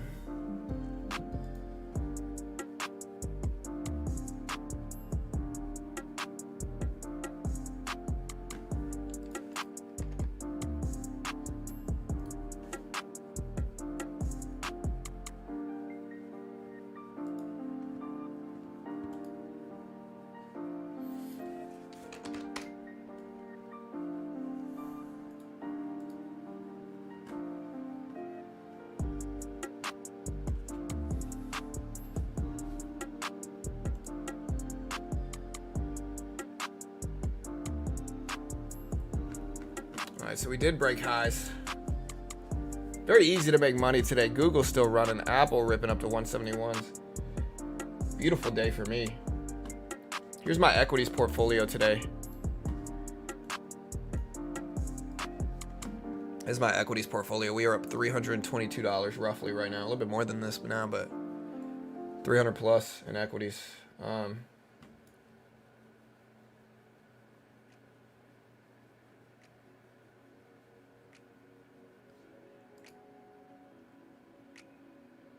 Gold helping us. Disney, we're still in Disney. We're still green on it. Baba, we're green. Citigroup, we're still green. Chewy, we're green. Boeing, we're slightly green. Snaps helped us out a lot. SNAP, Snapchat. What a run. Again, I think a lot of people are looking at Nvidia to break 1,000. We are trading futures, guys. This is futures. There's no PDT run in futures, so we're basically day trading the SPY price action in futures because I can do so with no PDT rule. If you want to try out futures, again, try Apex funded account programs. Base one on $25,000 the challenge, so they fund you $25K if you pass the challenge. You get $25K in funding if you pass it with a 90% split. They have all the way up to $300K, which is the one I'm on now. If I pass this one, I get $300,000 in funding with a 90% split. On all of these, you get to keep your first 25 grand in profit. It's very similar to day trading stocks. You see me buy market, all that good stuff. It's essentially the SPY price action is what I'm day trading. No PDT rule. Again, they give you a demo. They test your skill. If you can pass the test, they fund you. If you can't pass the test, again, most day traders lose money. I'm very transparent about this. If you can't pass the test, you're going to probably lose less than you would putting the money up yourself, right? The base one, the 25K one's like $30. And then even the 300K one, which is $200, it only costs right now $35 to reset. And so you spend that $200 once, you could reset it for $35 for the time being, and just kind of keep resetting it for only $35 instead of having to pay $200 or whatever it is for it. So there's a lot of benefit and edge in doing so. And again, if you want to check them out, here's the link. They're a sponsor. I'm biased. I have no idea what I'm talking about. I might be wildly wrong about everything I say. But yeah, you want to check them out, there's the link. Market's just ripping up too much.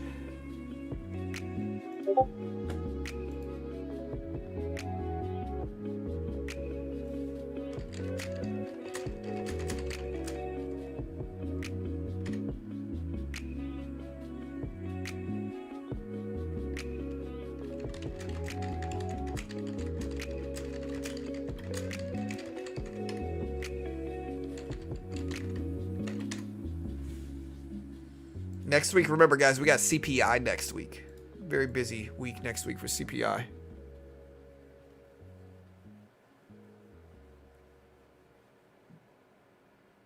I can't for the life of me figure out how to log into Rhythmic. What are you trying to log in? I mean, there's static, I'm pretty sure. Let me make sure.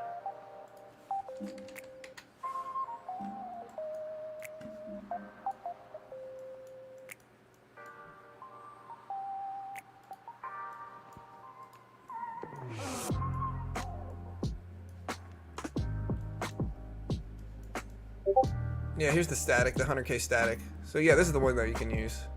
You can use up to 20 micros. Drawdown 625 if you got to make 2K in profit. I think that's reasonable though. Again, think about how big you can run this up to. Like, think about how big you can run this up. Like, if the drawdown is static, you know.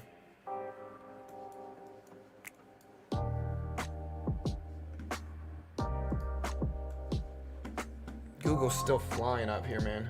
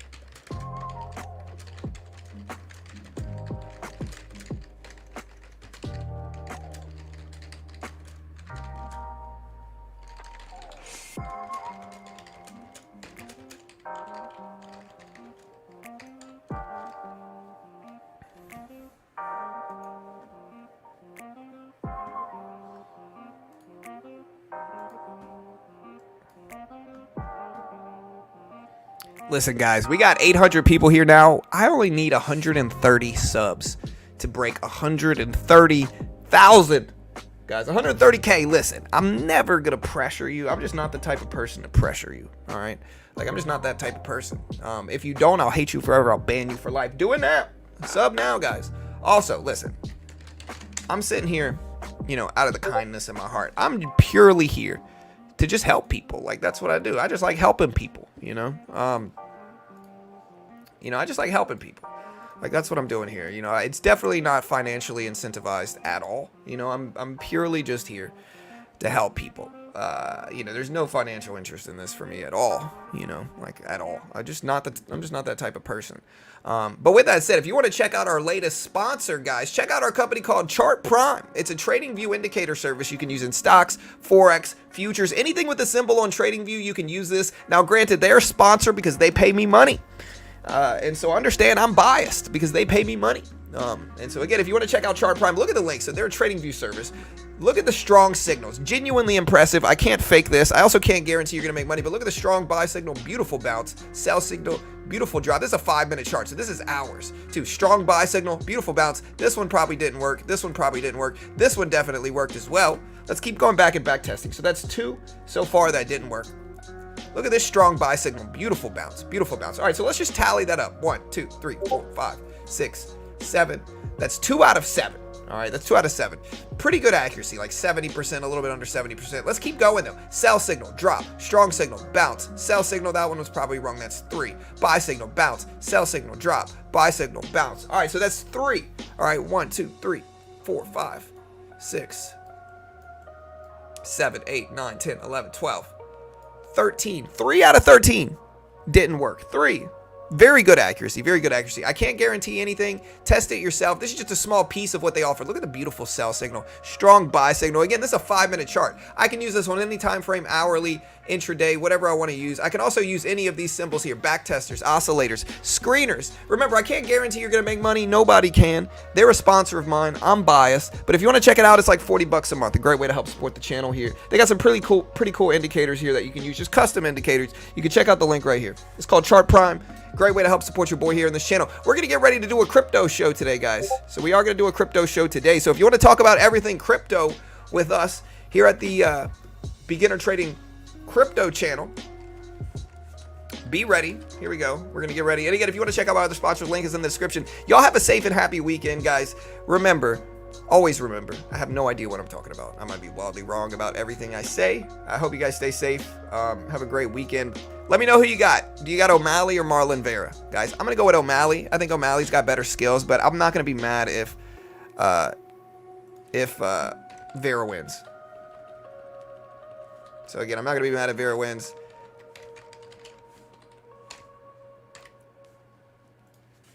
And, yeah. All right, so sorry guys, we gotta get this ready. Where's my crypto news thumbnail?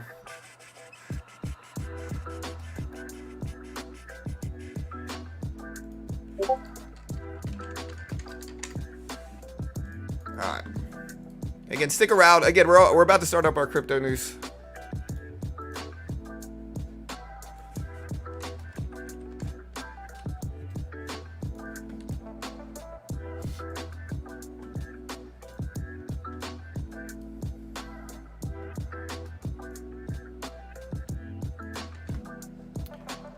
Yeah, let's take a look at some of these other stuff. What's the market doing right now? So again, before we head out, chat, man, we haven't had one red candle. 1, 2, 3, 4, 5, 6, 7, 8, 9. So that's 45 minutes of green action this morning. 45 minutes. Guys, that's crazy. 45 minutes of green action.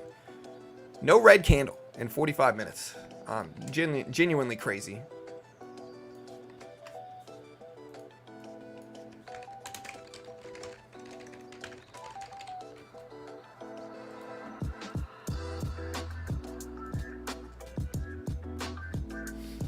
All right, again, we did have Powell speak.